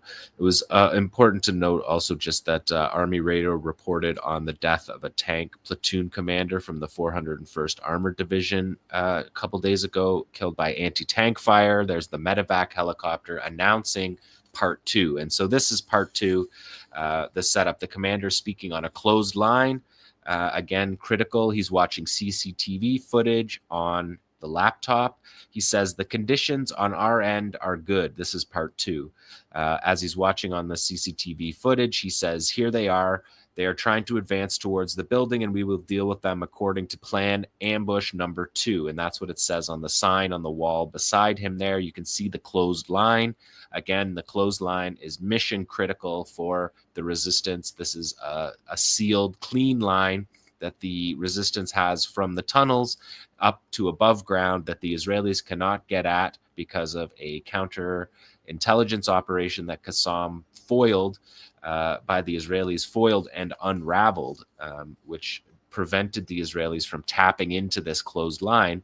And now, 14 months into this war, we still see these lines playing a critical role, with the commander able to command troops who are also above ground, watching on that, listening on that closed line. It's a huge asset for the resistance, and it's a product of Yahya Sinwar's leadership, and the preparation and being on top of it in the way that Qassam's counterintelligence was in the 2018 era.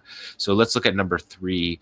Again, we're in the Al Junaina area. This is the east of the camp. We have Operation Avenging Sinwar. So this is the next day. It's a series of operations that we're looking at. The spotter here is commenting on the audio track that we've removed, that the Israeli military has entered the building. You see fighters mouse holing again through walls. They're never out in the streets. We never see them out in the streets. I have pixelated this picture of the soldiers heading into the building to meet YouTube's community guideline standards, which we do impeccably. And this is an F-7 strike on a Israeli troop position. But you're going to watch the fighter after he launches here. He's going to turn back into the living room, and he's going to ask for the 105. He says, give me the 105. And you see he's got his ammo man ready, passes him the 105. This is a good shot of how easy it is to load this weapon and how useful it is in the urban combat. He loads it up, and that's a Puma engineering vehicle with a demining claw on the front. That's going to get hit from an elevated firing position. So they fire on the troop position first before the armored vehicle, so that the troop position doesn't fire back on you. And that resistance operation is very successful. When that operation was happening, just as he's firing, you can hear multiple gunshots because there's shooters in that as well. And that was a Qassam-built thermobaric warhead. I've talked about that before. I'll talk about it more again, but this is a uniquely Qassam build for the thermobaric warhead, and they used that on that building as part of Operation Avenging Sinwar Part 2. And this next video, this is the same operation. They're going to target a D9 from point blank range, D9 armored bulldozer by Caterpillar, of course. Built in Peoria, Illinois, in the United States, getting hit from extremely close distance from a weapon that does very significant destruction to that slat armor on the D9 bulldozer. There we have the spotter and cameraman there. You can see his dual function. It's not just a paparazzi running around with the troops. The cameraman is a spotter, and you're going to see here he becomes a gunman as well. So we have 3 shooters here firing on the Israeli position. And this audio doesn't have the audio in it, but there's no return fire after the first burst. So the soldiers went quiet in this scene, which might lead to the medevac helicopter that we see that's coming in here. And in the audio track of this, which you can find on my Twitter, maybe tomorrow I can throw that up if people want to hear these videos are very lightly edited, but they're edited for YouTube community guidelines specifics. But that helicopter is so close that you can hear it. And again, just showing, I know I get a lot of comments, and I probably will on the comment show, why they don't target those helicopters, but they don't. And that helicopter was close enough to target with an Al-Ghul by a significant margin, but they have been consistent about not targeting the evacuation of wounded soldiers, which is an Islamic principle of Islamic warfare that goes back 1,500 years or so. And many people I know are frustrated by that, but the fighters have stuck with that discipline, and we have not seen any instance at all in the 14 months. We've seen many medevac helicopters, thousands of them, not being fired upon at all. Let's look at number 5, because this is Operation Avenging Sinwar Part 3. Same neighborhood. You can see all 3 of the operations there. We're now into the 3rd operation.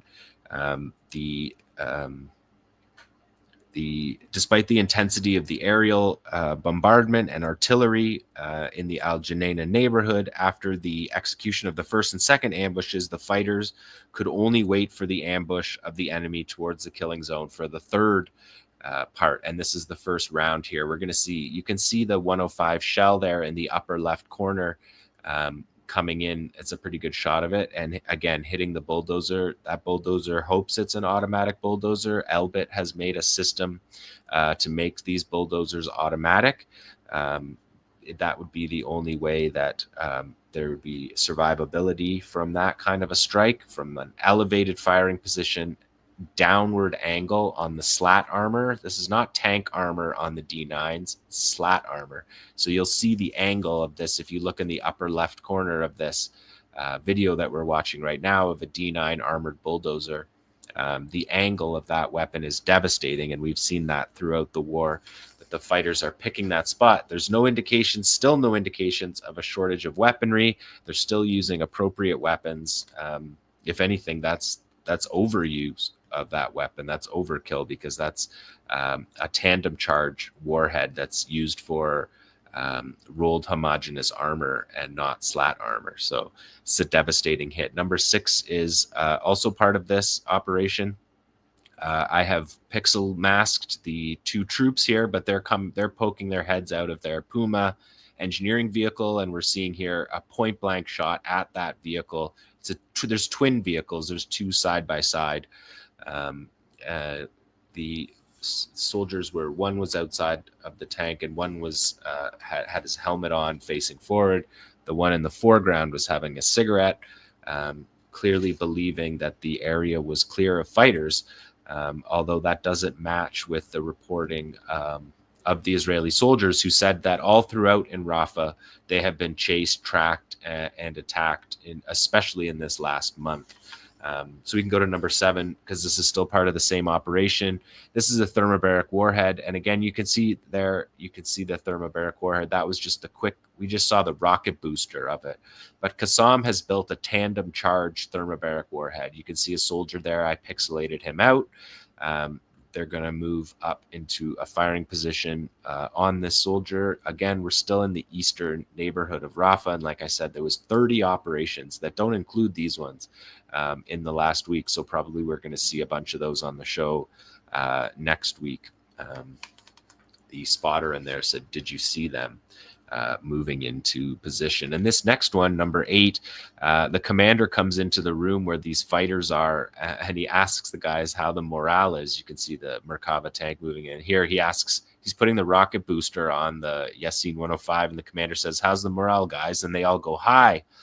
Morale's high." And then you can see them moving into position there. One guy holds the weapon, and one guy holds the ammunition. We see a D9 armored bulldozer, again getting a Yasin strike. In this one, there was a tank. This set, when they set off after saying, "How's morale?" Morale's high. They go out and they hit a D9. This is the first one. They hit a D9. You can see the tank there. That's him with the rocket booster, and he looks up and says, "Morale's good." That you can see the squad moving into position from there. Again, 3-man squad, that's the biggest we ever see. Sometimes we see 2 squads that will give you 6, but we never see large groupings. They fight guerrilla tactics impeccably and have throughout the war. Even these new fighters, if they're new fighters, are being trained that way. So if we look at the next one tomorrow, because these same guys are operating here after they left the building saying morale is high, they hit a tank. So they hit the D9, then they hit the Merkava tank, and then they're going to hit the Namr troop carrier. So that's the complete set of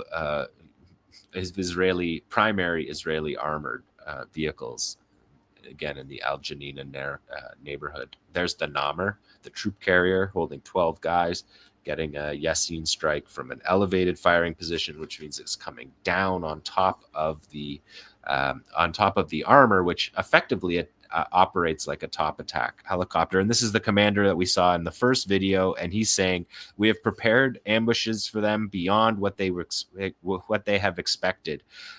We have demonstrated what we mean and not just let them hear what we say. We demonstrated what we mean. Indeed, it is jihad of victory or martyrdom from the martyr Izzeldin al-Qassam brigade. So remarkable operation, series of operations there in Rafah.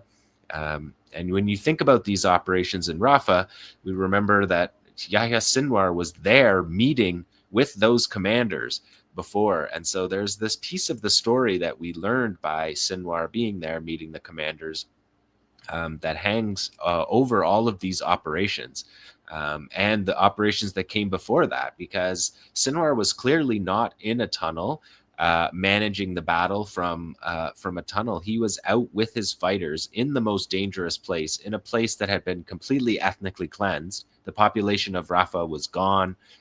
By the middle of May, there was no civilians left in Rafah, and that is still the case. Nobody has returned to Rafah.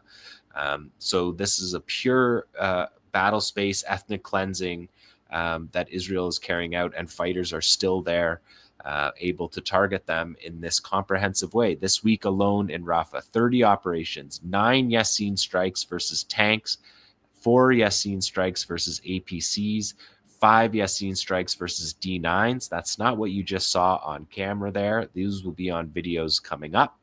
Shawad EFPs versus 6 tanks and 4 troop carriers. We don't get videos of every operation. We know it's only a fraction of the operations, but these are not what I'm giving you. These counts here are not from the videos you just saw. These are videos. The videos were from before, and the count is from this week. It often can take a few days for videos to get out in certain cases. There was also a television IED, an anti-personnel IED set off against troops, daily mortar strikes in Rafah. And of note, several of the resistance factions have joined the battle in Rafah, which was primarily 𝐓𝐴 𝐿-Quds and Qassam up until now. So it was interesting to note in the field reports this week, Al-Aqsa Martyrs Brigade's operations, DFLP and PFLP operations happening in Rafah. So very interesting developments on the resistance front. And while eyes were on Syria this week, the resistance has carried on the battle against the ethnic cleansing and genocide that's happening in Gaza. Let's look at number 10. This is interesting because this video was able to come out in the same day. This is 𝐓𝐴 𝐿-Quds also using the closed line because they benefit from the clean line as well. So you have the commander here operating, and he says on the phone that he points out where the gatherings of vehicles are, and he says the morale of our men is high. So multiple factions talking about the morale of their men 14 months on. This sign says a year and 2 months after October 7th, 𝐓𝐴 𝐿-Quds is still in the field. He's saying to the Israelis, don't think if, think when we'll get you. And that second sign says, during the glorious battle of Al-Aqsa flood, 425 days and we're still fighting. And they say, Netanyahu, do you remember the 16th of July, the attempt to assassinate you at the Rafah crossing with our barrage of 81 millimeter mortar shells? So this was obviously the same unit that carried out that operation when Netanyahu was at the Philadelphia corridor doing his Philadelphia corridor photo ops that happened just before he made the announcement that the Israelis intended to not give back the Philadelphia corridor. And so that's an interesting development. 𝐓𝐴 𝐄𝐿 also communicating through resistance operations, communicating previous operations and reminding Netanyahu of that event from back in July. So that is the battle in Rafah from this week. We also have a battle in Jabalia, of course, where Nora described the ethnic cleansing in brutal detail. The Netzarim corridor still do not have people from the north traveling through the Netzarim corridor. They are being displaced in the north, but they are not leaving to the south. They are displaced into Gaza City. They're being completely ethnically cleansed from Beit Hanun. Beit Lahia should be on that map in the upper left corner, directly adjacent to Beit Hanun. Jabalia camp is north of Jabalia al-Balad, the city. So this is the focus of the area. The Israelis are pushing in their genocide from the east and destroying and emptying the shelters. Also just wanted to note about Jabalia this week. Sunday was the anniversary, the 37th anniversary of the outbreak of the First Intifada that began in the Jabalia camp. The First Intifada, the Intifada of the Stones, began in the Jabalia camp, so a history to reflect on. I just want to bring in a report from Army Radio from December 5th. Army Radio talking about the ethnic cleansing in Jabalia. They're perfectly aware of what's going on, and they put it out on the radio. They said about 18,000 Gazan citizens have been evacuated in the last day. That was the death march that Nora talked about, and Hossam Shabbat wrote about.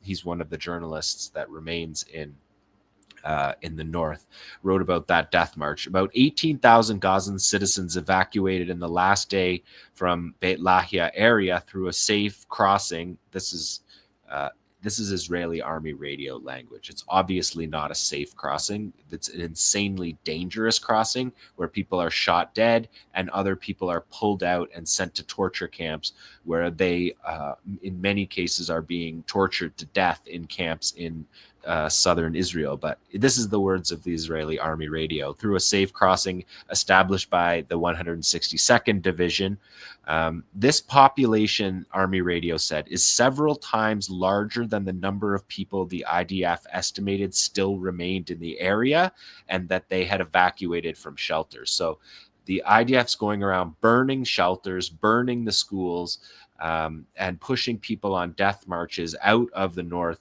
And they're still saying on the 5th of December, 2 months into this operation, that there's more people than they expected. They thought they had ethnically cleansed the population.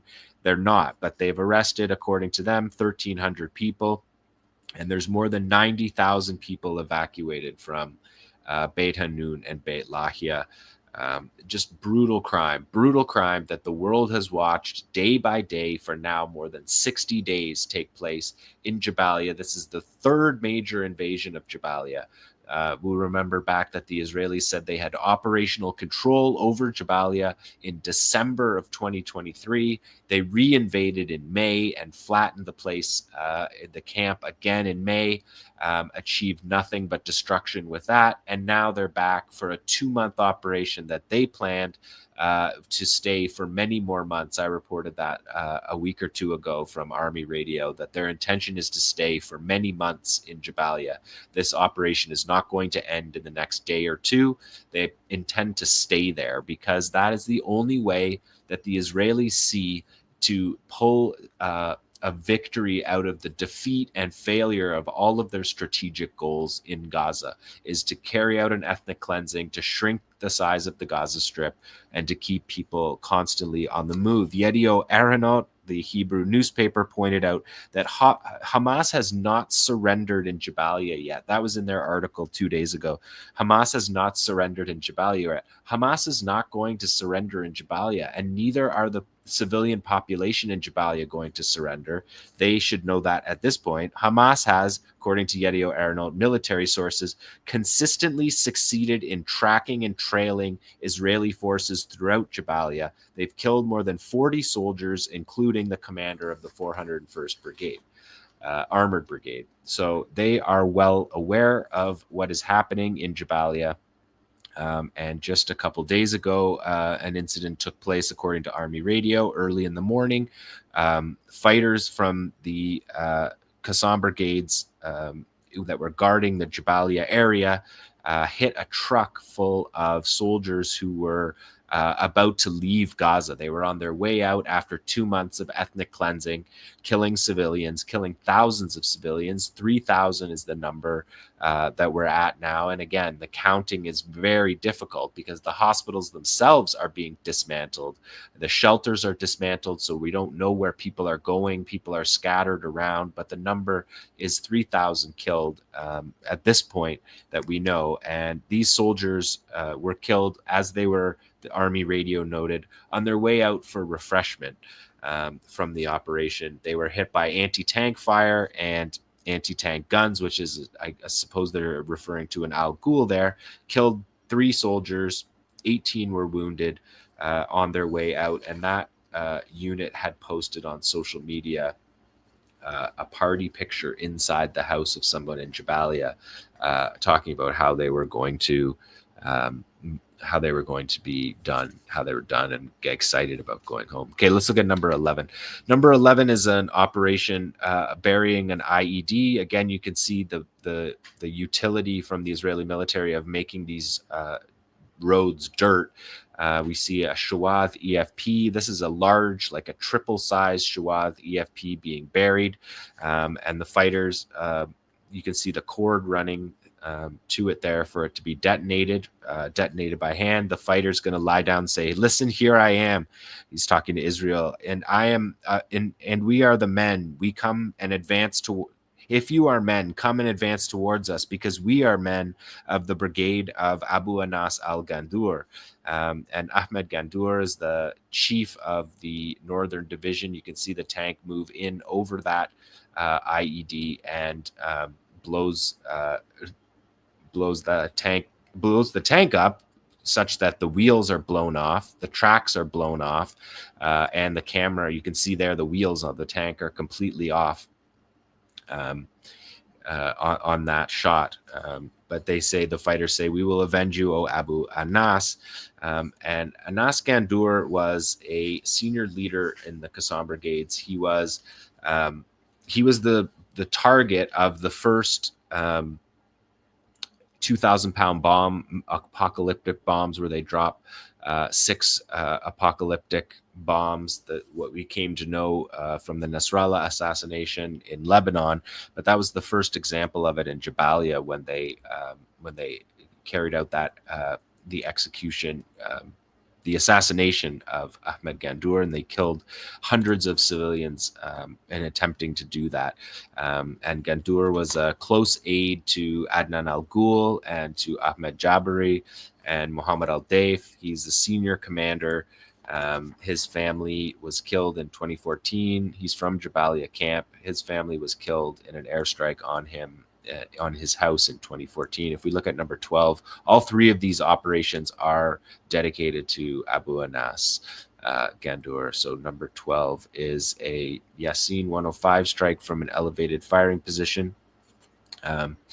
And Gandour was the leader of the Jabalia battalion at the time when Israel invaded in 2004, just before the pullout, just before they left Gaza. So he's been a commander for a long time within the organization, and his fighters are all over this battle. If we look at number 13, we have a booby-trapped house. The Israeli military said that there was 300 booby-trapped houses. The fighters booby-trap the houses once they see which pattern the Israeli military moves down.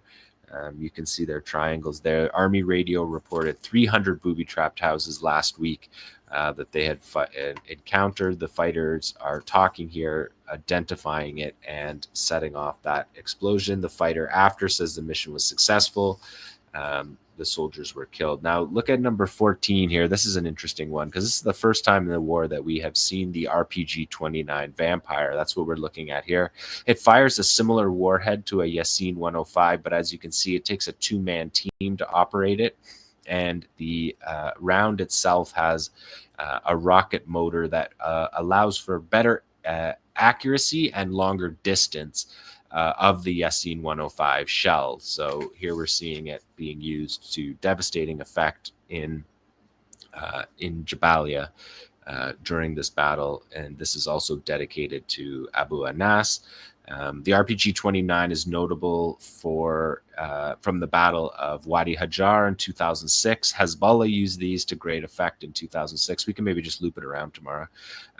They used it in 2006 in Wadi Hajar, which became the graveyard of the Merkava. And of course, the RPG-29 was used in Gaza very famously just down the road from Refaat in 𝐄𝐥𝐿𝐈 in 2014. This was the weapon that was used against the Golani Brigade troop carrier that destroyed the troop carrier and killed all of its occupants, that effectively ended the ground invasion in the 2014 war. Israel lost the stomach to fight after they went into 𝐄𝐥𝐿𝐈. And the ghosts of 𝐄𝐥𝐿𝐈 are what haunted them for the decade between that battle and starting this war after October 7th. And many people thought 𝐄𝐥𝐿𝐈 would be the first place the Israelis went in this war, but it was not. They did not want to go to 𝐄𝐥𝐿𝐈 at first. But previous wars, as Refaat always talked about, because of its proximity to the border, the Israelis would invade 𝐄𝐥𝐿𝐈 first, and when they did that in 2014, they were hit with an RPG-29, and you can see that there. You can see the difference between the rocket motor on the back, and the reason that we haven't seen many of these is because to create the rocket motor is a different type of manufacturing process than to create the booster charge of the Yasin 105. But you can see by the warhead that it's a Yasin 105. What the RPG-29 does is it gives you better aim and better distance. So you can shoot from further back. But as you can see, it's pretty cumbersome. It's a two-man crew to operate it. And so that's the reason why we don't see those in battle very often in Gaza, because the resistance has made a decision to focus on the lightweight RPG launcher, the Yasin launcher, and firing these same munitions from closer that don't require using these heavier systems that are harder to move and move quickly through. So RPG-29 for Ahmed Gandour, in salute to him. Resistance in Rafah, in salute to Yahya Sinwar. So the fighters are referring back to their fallen commanders. And that is the resistance report for this week from Gaza. And we are going to talk more in the coming moments when we have Helena back about Syria and a quick update on Lebanon. There's continuous, in week 2 now of the ceasefire, continuous ceasefire violations. Israel announced there's been more than 200 strikes since the ceasefire went into effect. So they're doubling the number every week. And 4 Israeli reserve soldiers were killed in a booby trap they said it was a booby trap, but now the investigation is revealing it, that they died when their own munitions exploded on them while they were carrying munitions that they're not supposed to be doing to continue blowing up places in Lebanon after the ceasefire where they continue to carry out those kind of operations. So we will look into the Syria part coming up with Helena, but that is the resistance report for this week. Thanks so much, Jon. Yeah, the as you called it, the uneven ceasefire in Lebanon is very clear as day, and I think because of the very quickly developing situation in Syria, people just aren't looking at what Israel is doing in Israel, or what they're really doing in Syria. Or what they're doing in Gaza, for that matter. Israel just kind of gets a pass once again. Yes. Do you want me to start with what they did in what Israel has done in Syria over the last 48 hours? 350 fighter jets, which is basically their full stock of planes, of fighter jets that were previously split between Lebanon and Gaza. They carried out more than 320 strikes throughout Syria, all over Syria, but focusing, and Army Radio called it the largest attack in the history of the Israeli Air Force. They went at the Air Force, all of the bases, all of the Syrian army bases, any materiel. They went after the naval platforms. They sunk their naval ships. They basically just spent 48 hours doing whatever they wanted throughout Syria immediately. And not to be outdone, the Americans did the same thing. They carried out 75 strikes on Sunday within hours of the Southern Operations Room Free Syrian Army getting into Damascus. The Americans immediately set out with B-52 bombers, which are not used very often, to carry out 75 strikes that they say were on ISIS operational capabilities. Difficult to know. They just give you the numbers. But Syria turned into a place that had been bombed at a historic level over the last 48 hours. And of course, I think we're going to get more into it. There's also a significant land grab, but the Israeli military said that most of the strategic weapons stockpiles in Syria, estimated between 70 and 80% of the Assad regimes, which it's not the Assad regimes, it's the Syrians. Strategic weapon supply was wiped out in less than 48 hours and destroyed 15 naval vessels during that time as well. They destroyed cruise missiles, sea-to-air missiles, air defense missiles, Scud missiles, all of the missile capabilities, fighter jets, attack helicopters, radars, tanks, hangars. We saw them bomb ministries. So it was just basically a free-for-all for the Israelis. They came across the border significantly with a massive land grab, a strategic land grab that took Mount Hermon, which was the largest natural border. Now Israel controls that. So it's been a really, this last 10 days was a lightning fast events that sometimes take 10 years happening in 10 days, and culminating in Israel land grabbing, bombing, and destroying what would be used for a new Syrian state to carry out the most elementary defense of its populations have been destroyed. And the amount of time it would take to rebuild that, it's a devastating hit. Well, that's what we're going to be talking about. Ali and Asa, why don't you situate us with more of the latest kind of regional political developments, and Helena Cobban, we're so honored to have you back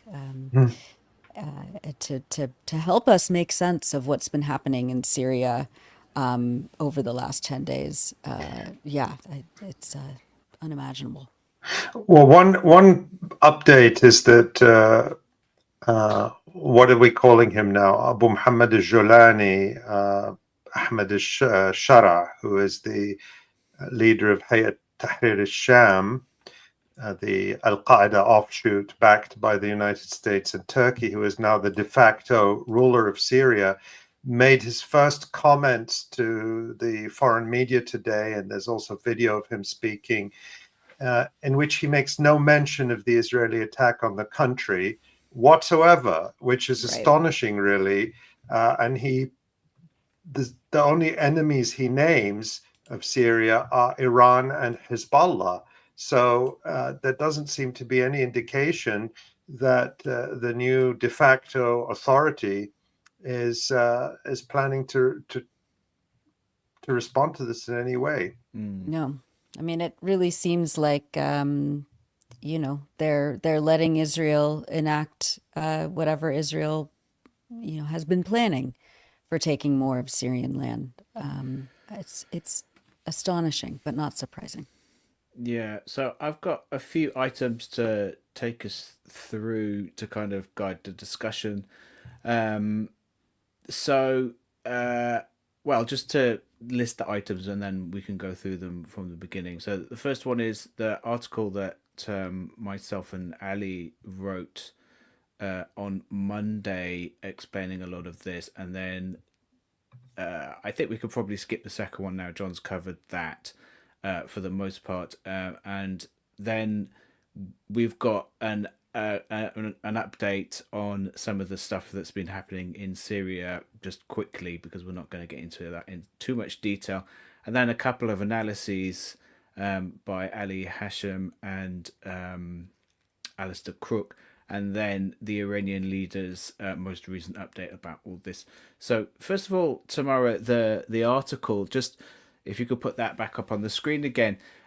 It's so we wrote this as a response to what happened in Syria, giving a kind of summary of as John said, the really fast moving events that have happened, the lightning fast moving events. And I'm not going to get into the whole thing, but just a couple of bullet points from it. So Israeli tanks were reportedly on the outskirts of Damascus early on Tuesday as Israel launched airstrikes across the country, being called the heaviest in the history of Syria.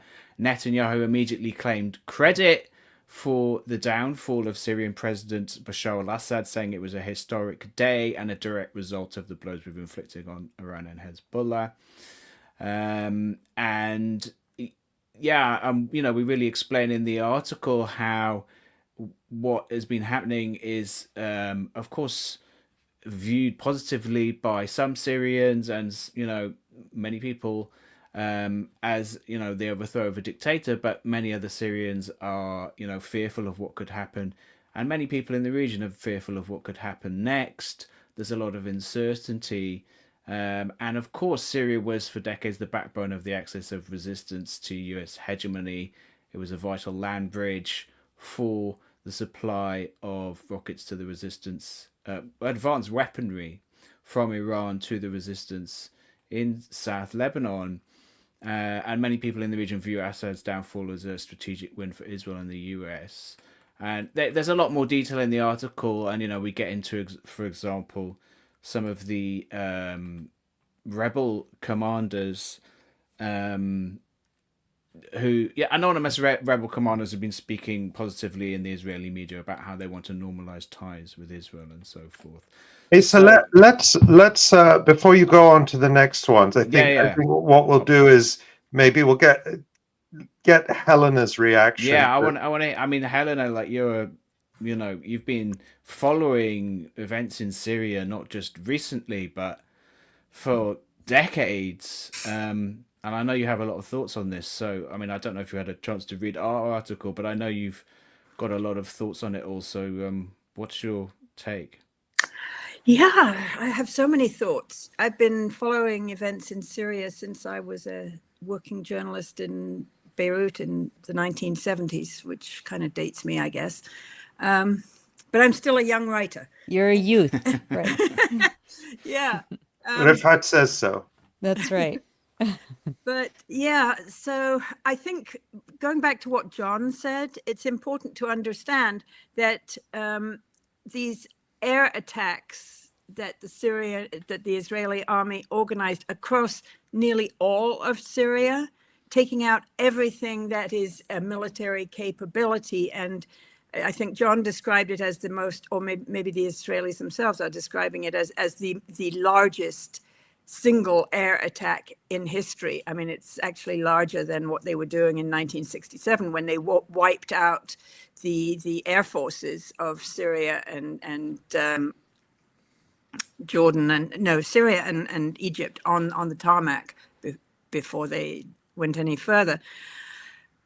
So the situation is now that they have established clear air dominance over the whole of Syria. Or rather, no, they've established clear air dominance over the whole of Syria up to where the Turkish army is, and the Turkish, like around Idlib, and then over on the east where the Americans have their position from which they've been bombing as well. But there is zero capability now, either in terms of arrangements on the ground or in terms of being able to mount an air defense for a Syrian national army to defend the country whatsoever, even if there were a Syrian national army at this point, which is actually not true. Doubtful. And so, you have to look at the way that the Syrian army command collapsed and the role. I have no idea exactly how it was done, but clearly Bashar al-Assad, who was not a military person, he had not been trained to be the leader. His father, of course, had been the commander of the Syrian Arab Air Force before he took over the presidency in September of 1970. Also worth noting that when Hafez al-Assad did that in 1970, it was as part of a move to prevent the Syrian National Air Force and National Army from helping the Palestinians in North Jordan during Black September of 1970. So there are a lot of things to unpack here, but I think the central thing is to note that the Syrian army, there is no Syrian unified army command at all, or at any level, apart from I've heard some reports that maybe in some of the mountains around 𝐓𝐿 there are some Syrian National Army units. But and so there's also reports that around 2,000 Syrian soldiers have been evacuated with their heavy equipment to Iraq. Some of the reports I've been seeing and reading, and of course it's difficult to know exactly what's true and what isn't, but you can sort of sense what is plausible.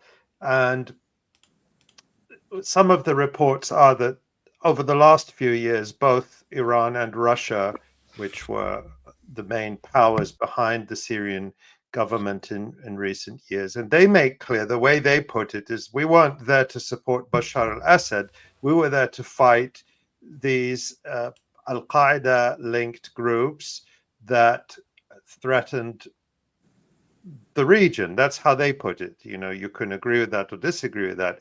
But in recent years, they had pressed Assad to use the period of the truce since, what was it, 2016 or 2017 or around then, to rebuild the Syrian army, and that had by and large failed to happen. And of course, Syria is under such intense sanctions, and the central bank is cut off from the international financial system, that soldiers were being paid something like $10, $15 a month when these HTS and the other groups are being paid hundreds or even thousands of dollars a month, of course, by the foreign sponsors.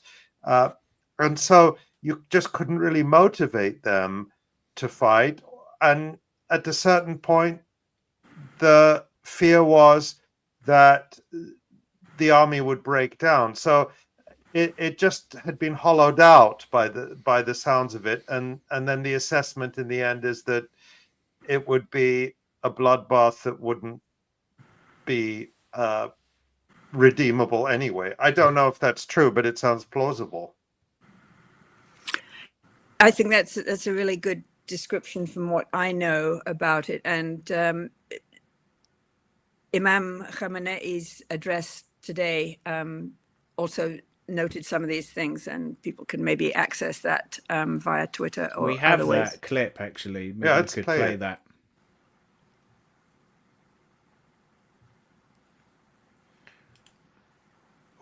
Do we have the sound? Why don't we start it again? I can read the subtitles, which are the translation. Obviously, this is Ali Khamenei, the guide of the Islamic Revolution in Iran, and he spoke today. He says there should be no doubt about what happened.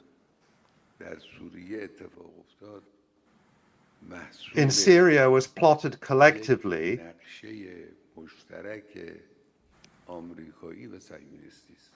by the United States and Israel. Yes, the government of a neighboring country, That's Turkey, but he doesn't of mention Syria, yeah, also played an obvious role in this regard. It is still playing an obvious role. Everyone is seeing this. But the primary planners are the US and the Zionist regime.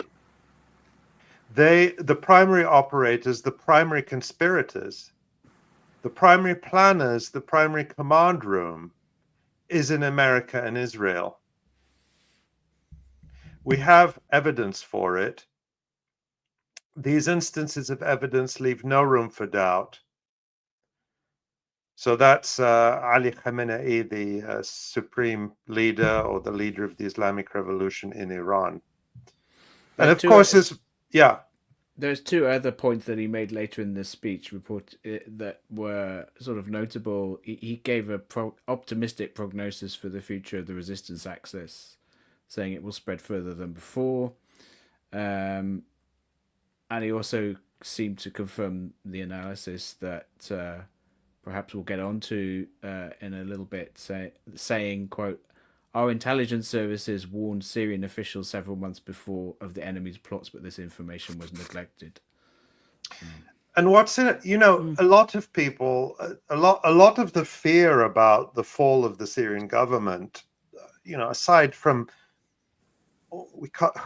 central to this is what Syrian people want, and it is a divided society.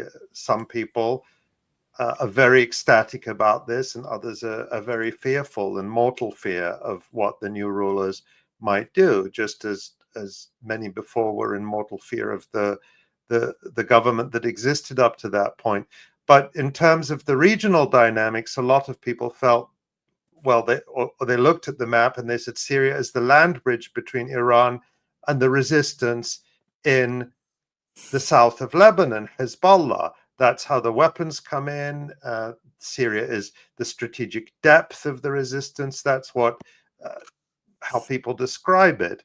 And so one conclusion some people come to, or one fear they have, is, well, now Hezbollah is isolated in southern Lebanon, and therefore Hezbollah will be fatally weakened. The question I have, both for Helena and perhaps for Jon too, is that the case, given that Gaza is even more isolated than southern Lebanon and is, as we've just seen from Jon's report, is still fighting? What can we say about that? Jon first, if you want. Do you want me to go first? Sure. I think it's overstated. The war, at least at this point, the transfers over the last 14 months, Israel has had carte blanche in Syrian airspace since October 7th. And as we know, for the decade preceding that, virtually,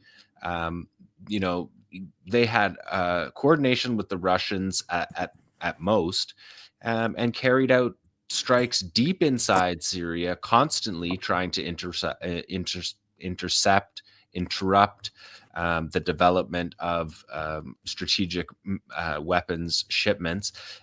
It's an important part, there's no doubt. I mean, just even the fighters traveling overland for training is very important, but there are other ways to get weapons in. It is not it's not advantageous to have Syria be cut off, but it's not.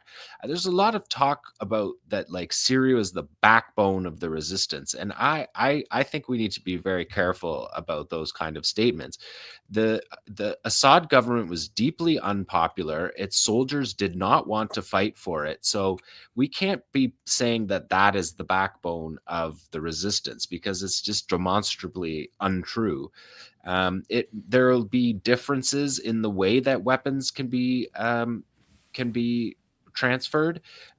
There's different ways that fighters can move from place to place to train. It's a devastating loss of the sovereignty of an important country in the region, and the toll that the country has paid in the first 48 hours alone is testament to that. But writing off the capabilities of the resistance, particularly Hezbollah and especially Qassam, is not that's not a position that I agree with. I think that Hezbollah showed themselves to be uninvadable. That is the demonstration of their war with Israel, is that Israel cannot ground invade, cannot carry out mechanized maneuvers, cannot put concentrated infantry forces on the ground in South Lebanon. They were repelled from doing that. And the sovereignty of Lebanon is intact if this 60-day ceasefire goes as it is. the sovereignty of Lebanon will be intact. There's certainly going to be a disruptive period in weapons trade, but those weapons didn't come on a convoy of trucks all the way through Iraq and Syria. That's what was bombed. So that has been a problem that goes back multiple years before this weekend, when the world got flipped on its head in the Middle East. And as far as the Palestinian resistance they get manuals and training guides and tactical briefings, but the resistance in Gaza is built in Gaza. It's not dependent on arms shipments from Syria. It's dependent, insofar as it is dependent, it's on rhetorical support. And over the last 14 months, the Assad regime's rhetorical support for Gaza was virtually absent, and we maybe get into more about that when we talk about the political machinations, because Assad has been playing a game for this whole year to keep himself out of the October 7th, keep himself out of the axis of resistance. And so I think that there's a lot of discussion on social media about the backbone of the resistance being taken out. And I would urge caution on those kind of statements. First of all, it's not our place to make those statements. The resistance factions themselves are not making those statements. So I would just urge caution on that. It's definitely a major disruption. There's no doubt.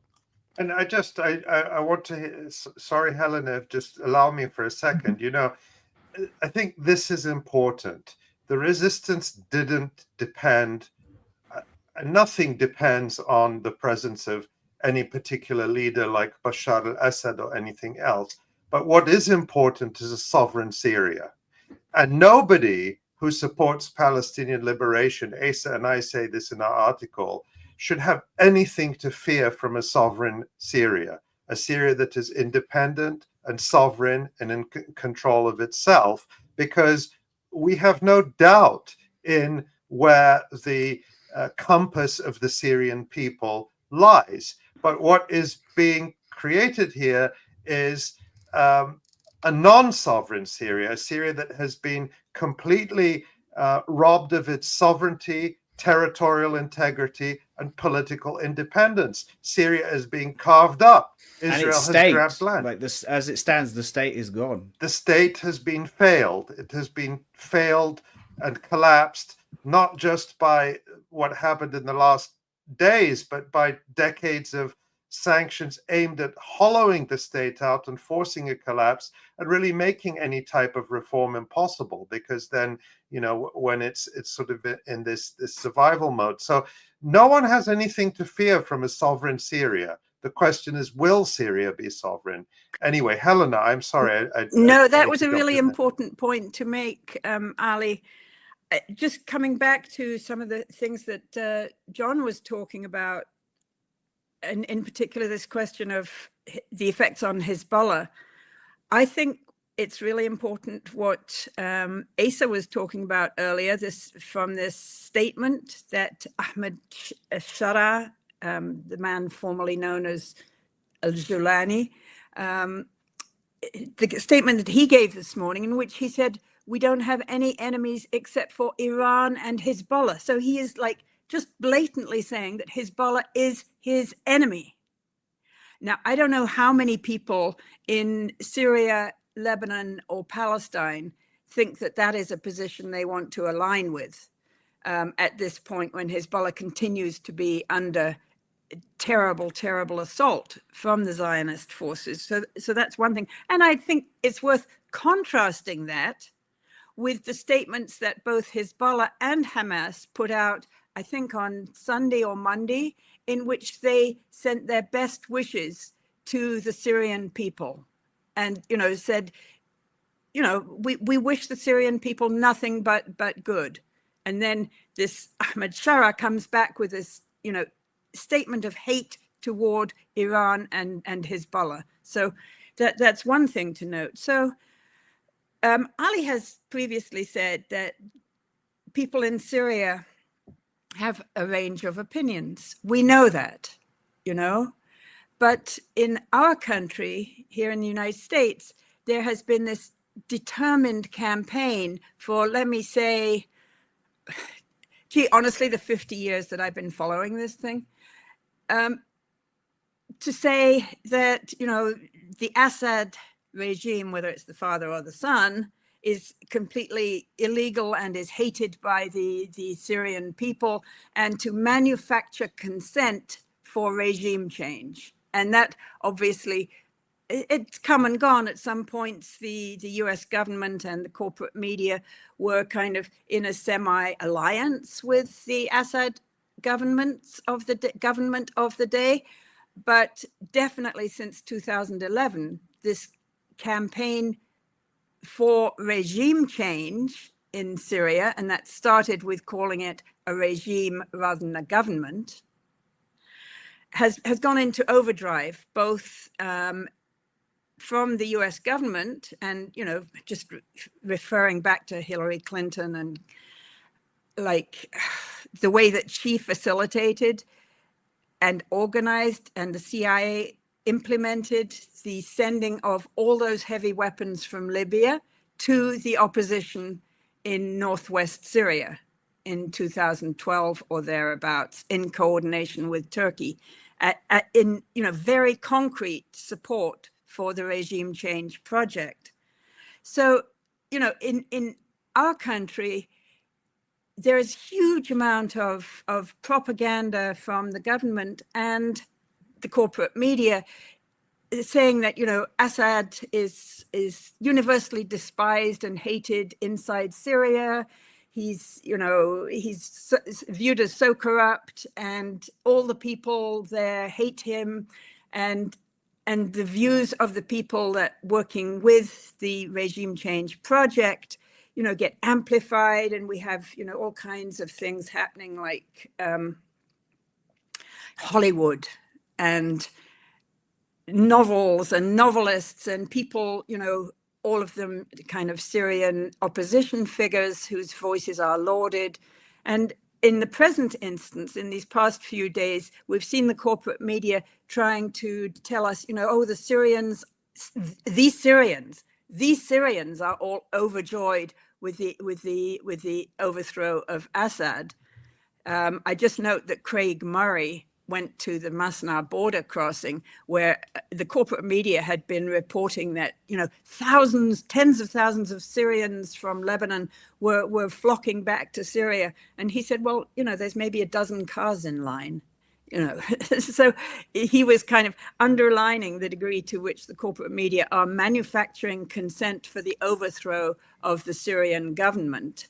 And part of that is also the rebranding of Al-Julani and the literal, like people are calling it the DEI-ification of ISIS and Al-Qaeda, you know, saying that Zelenskyfication. Right. DEI is diversity, equity, inclusion. It's sort of a buzzword, meaning Right. that there was actually that headline in the British Daily Telegraph where they say they call Jolani diversity friendly. Yes. Beyond parody. Inclusive, Yeah. right? Well, yeah, maybe that he this wants is- to include all the but, different Syrians. Oh, right? and they give him a kind of Zelensky type uniform. Yeah, the exactly. He's They gave looking him a like- nice shirt, and he trimmed his beard a little bit, and I mean, Beyond really, parody. really trying. I mean, this is like, you know, the rebranding efforts of all, you know, friendly, you know, dictators by the way, this of is that have been Jolani, propped who's up by the same CIA. person as Ahmed Shaer, who is the Yeah. head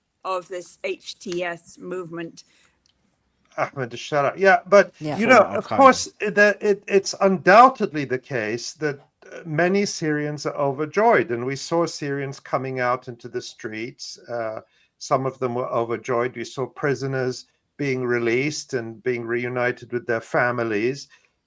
But what we're not seeing is the Syrians who aren't overjoyed, because they're not going to come out into the streets and say we're not overjoyed. Those are people who are going to be staying at home, living in fear, as many are in many parts of Syria, and they're Syrian too.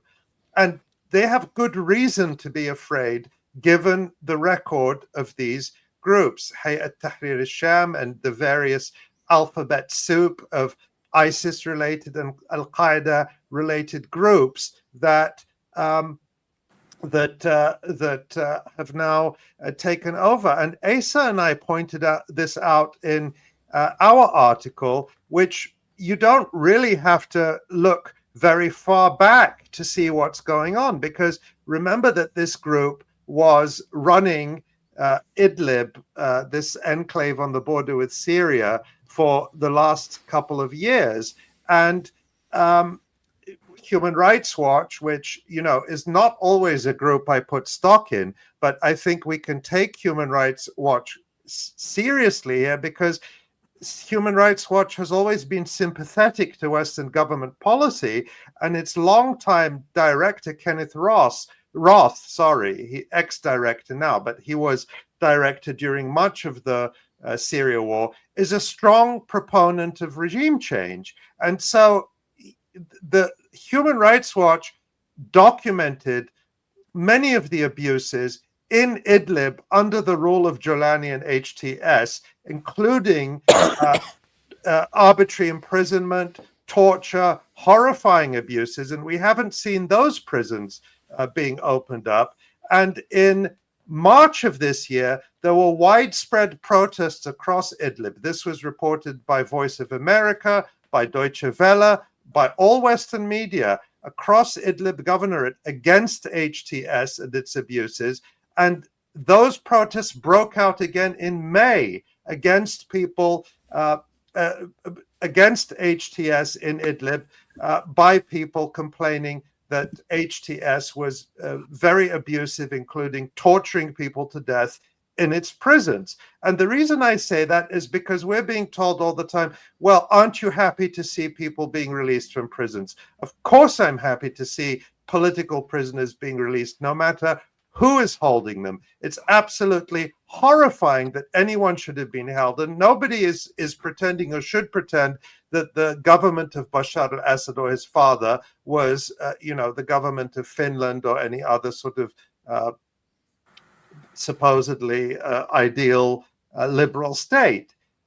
But the whitewashing the people who have been backed by the United States and Turkey and tacitly by Israel over the 13 years of the civil war, that's propaganda. That's not analysis. And what we aim to do here is analysis to understand the reality, so that we're not taken by surprise by events. You've got to understand who these people are. Yeah. That's who they are. And to date, you can go to the FBI website, and the bounty of $10 million for Al-Jolani is still there for anyone who can help the United States government to locate him. Well, apparently they know where he is now. Maybe they'll collect the $10 million themselves. Yeah,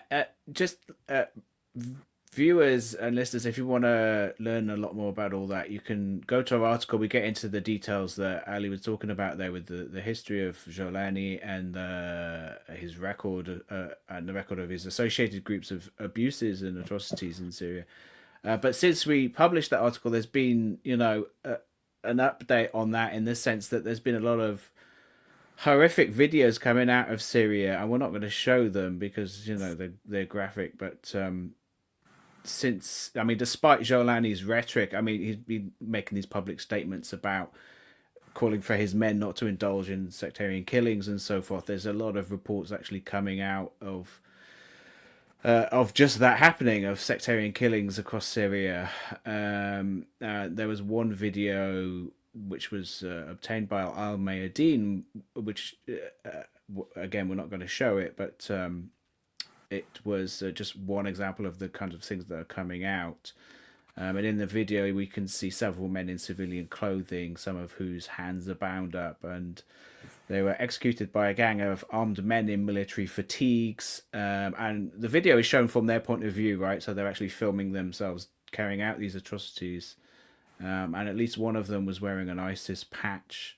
And the armed men scream abuse and sectarian epithets at the victims, calling them pigs and nusayris, which is an abusive term for Syrians from from the Alawi community, the Alawi religious sect. 2 to 3 million approximately Syrians are from that religious community, and so there's a lot of fear that is going around from people in the region and that we're not really hearing about in the mainstream media. And even supposing that HTS, run by Jolani, who is the former emissary of al-Baghdadi, the head of ISIS.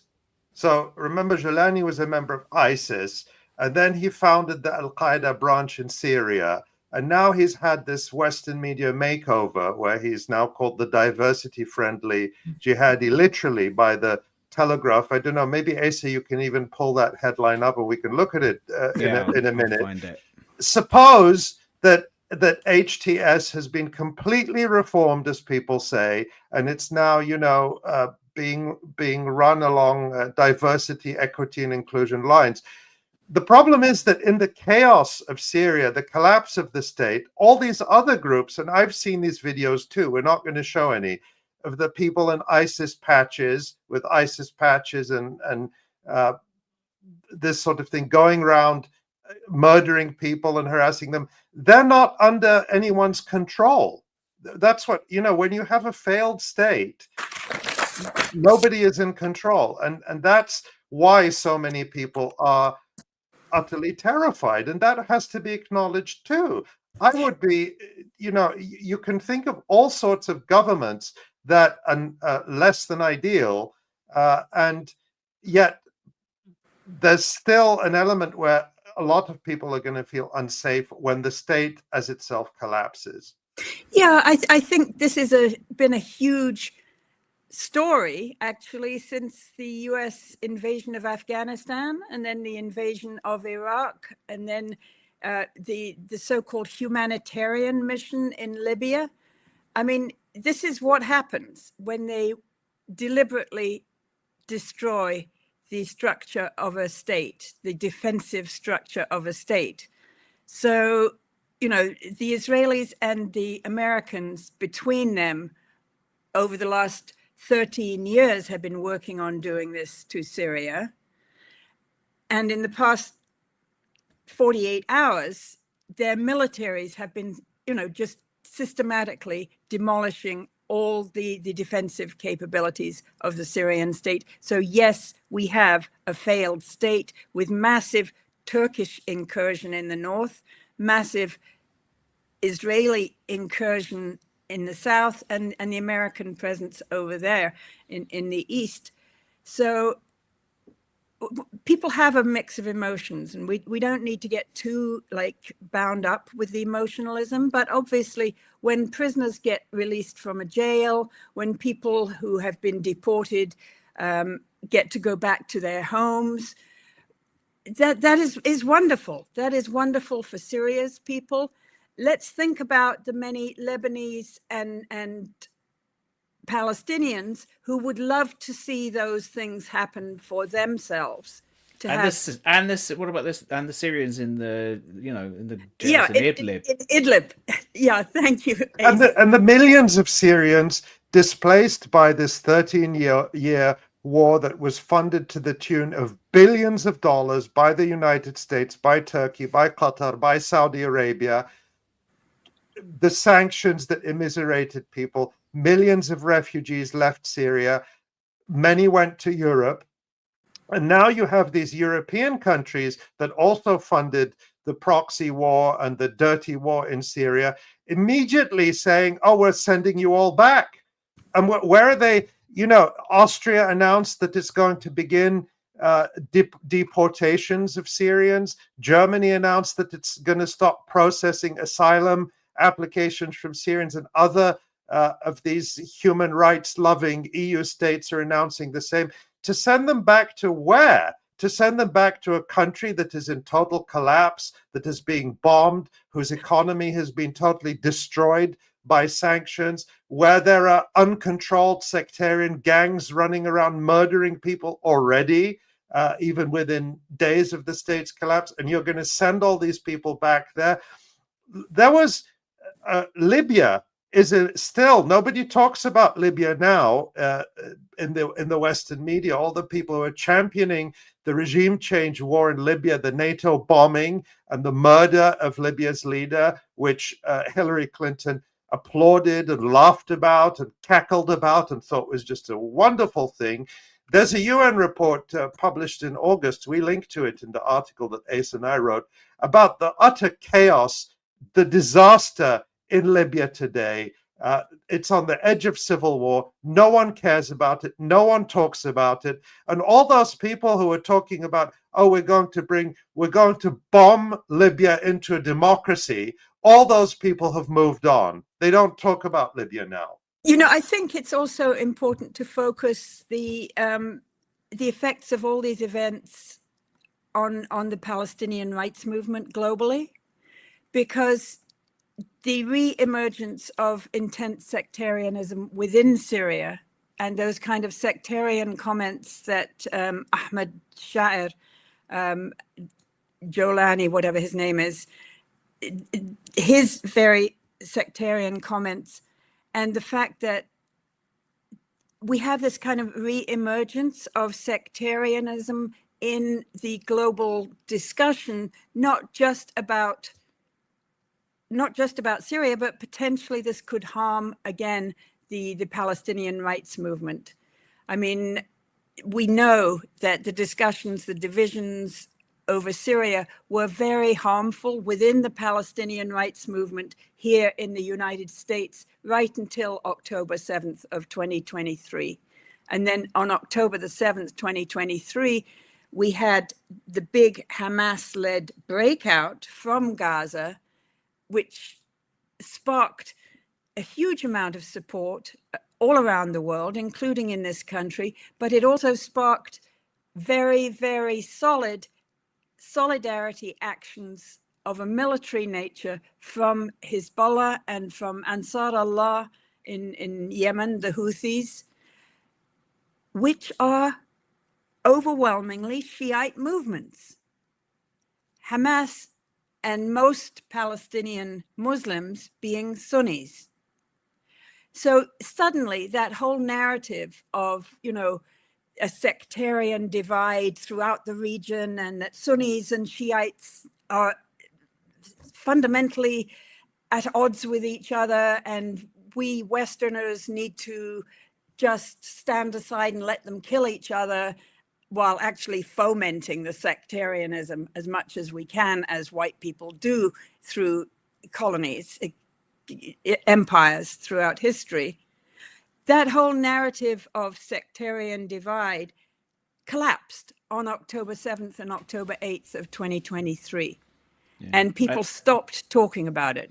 One of the things we always heard from Iraqis when the civil war started in Iraq after the, soon after the American and British invasion of Iraq in 2003, that horrible sectarian war that took place, time and time again you would hear from Iraqis, we never knew who was Sunni and who was Shia until they came and fomented this, essentially. And that, to me, that was one of the reasons that these fanatical groups were deliberately encouraged. And we've said Western it intelligence agencies. And we've said it before here that the United States has weaponized sectarianism. They did it in Iraq. They did it after Israel's 2006 defeat in Lebanon, when Hezbollah's stock across the region was very high and support for the resistance was very high. So you had this massive propaganda campaign after 2006 in Saudi-funded media across the region to try to rebrand Hezbollah as a sectarian Shia extension of Iran instead of an Arab, Muslim, deeply indigenously Lebanese. Lebanese. And that has penetrated so many people's minds. And it was, I thought that one of the good things of the, there's very little that can be said that's good about the last 14 months.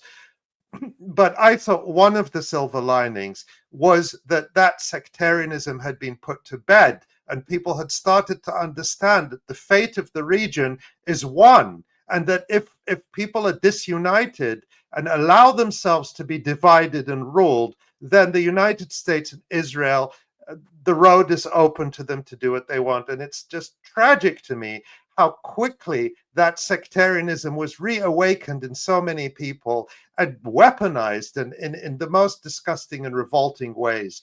And but one question I want to put to Helena to begin with, but of course to anyone, is, of course, Joe Biden also claimed credit. He said that this was because of what Israel had done to Hezbollah and what Ukraine had done to Russia over the last 14 months, with the unflagging support of the United States. Those are Joe Biden's words. And so there's a lot of triumphalism in Washington and in Tel Aviv over the collapse of the Syrian government, Helena. And so do you think that has whetted their appetites to turn their regime change efforts to other countries, or whether it be Iraq, whether it be Yemen, where they have a US Saudi-backed government in waiting, living in some hotel somewhere in Saudi Arabia, and of course what they see as the big target or prize, Iran? What do you think? Yeah, well, certainly that triumphalism is very evident, including, Netanyahu going and standing on the slopes of Mount Hermon and saying, we have destroyed this evil regime. And actually what he didn't say is we've destroyed the entire capabilities of the state of Syria.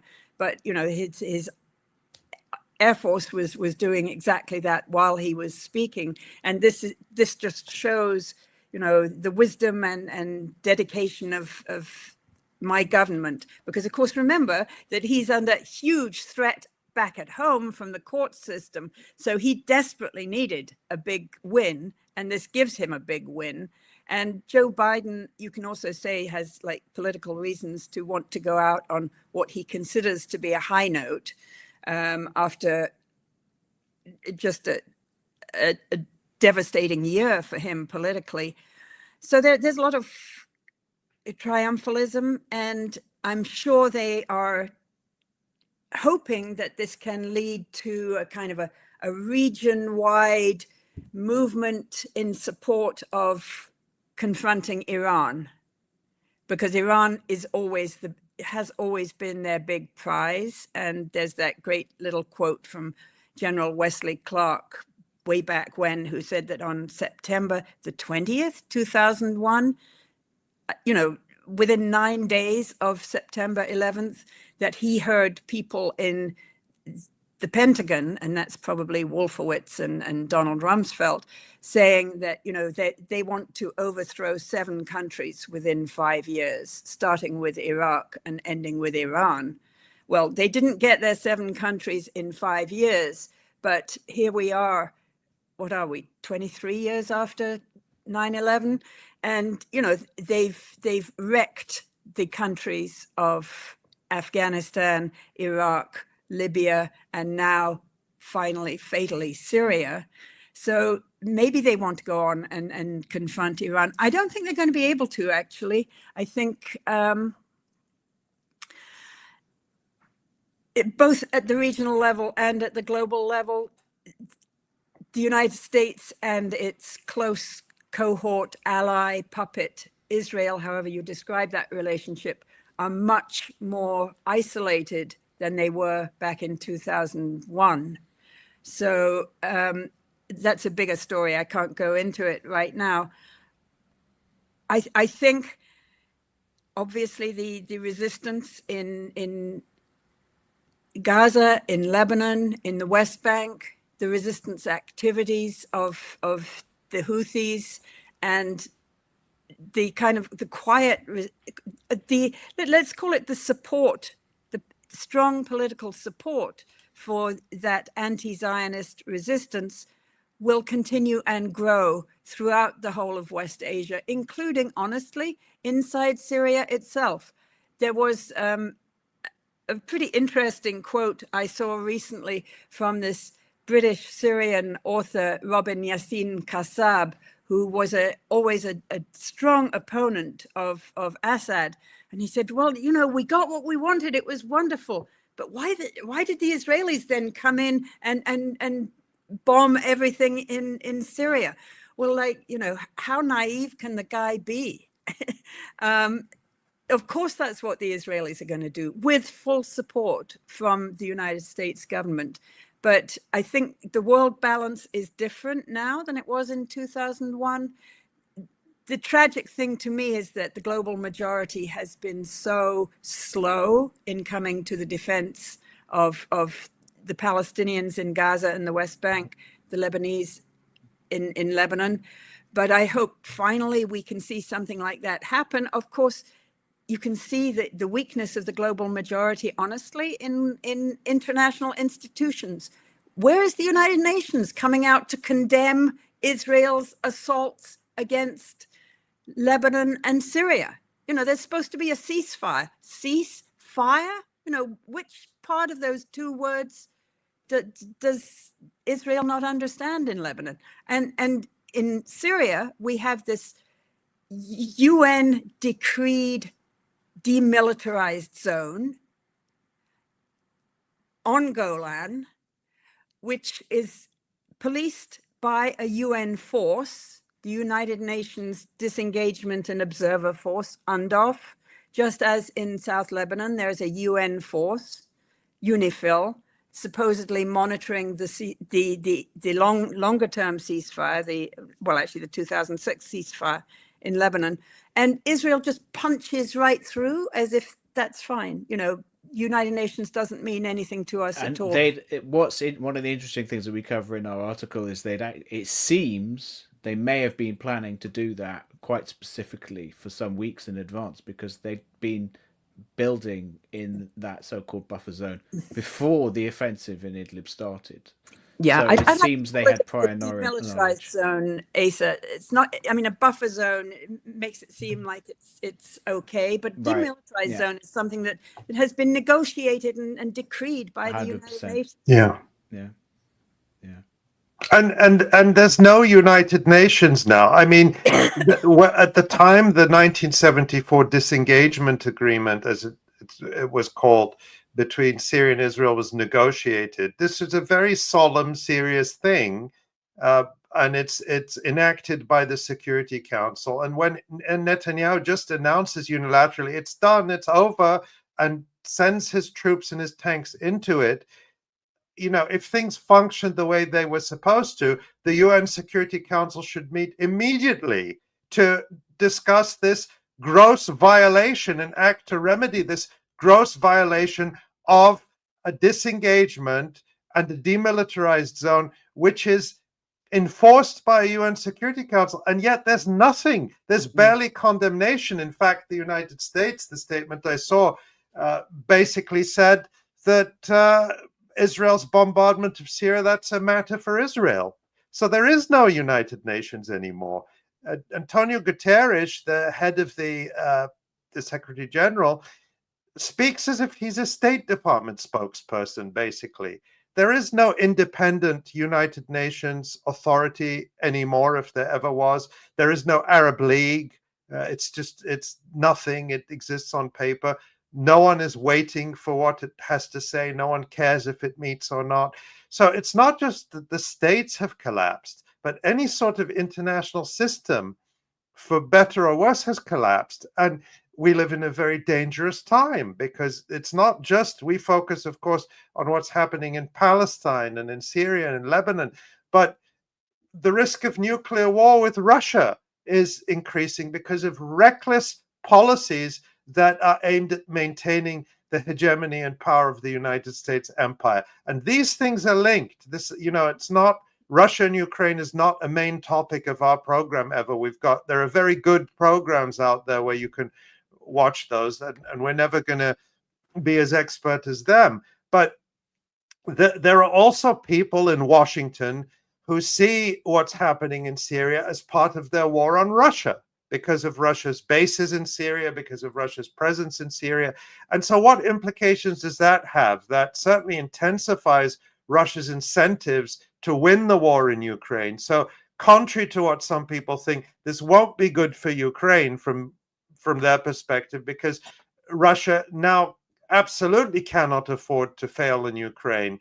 Other Arab regimes are going to look at this and not say, oh, we need to, and not just Arab regimes and others, and not say, oh, we need to become wonderful democracies. They're going to say we need to crack down more, because otherwise we might be regime changed. So there are going to be repercussions of this that we're going to see for years to come, all sorts of different types of blowback that we can't even contemplate yet.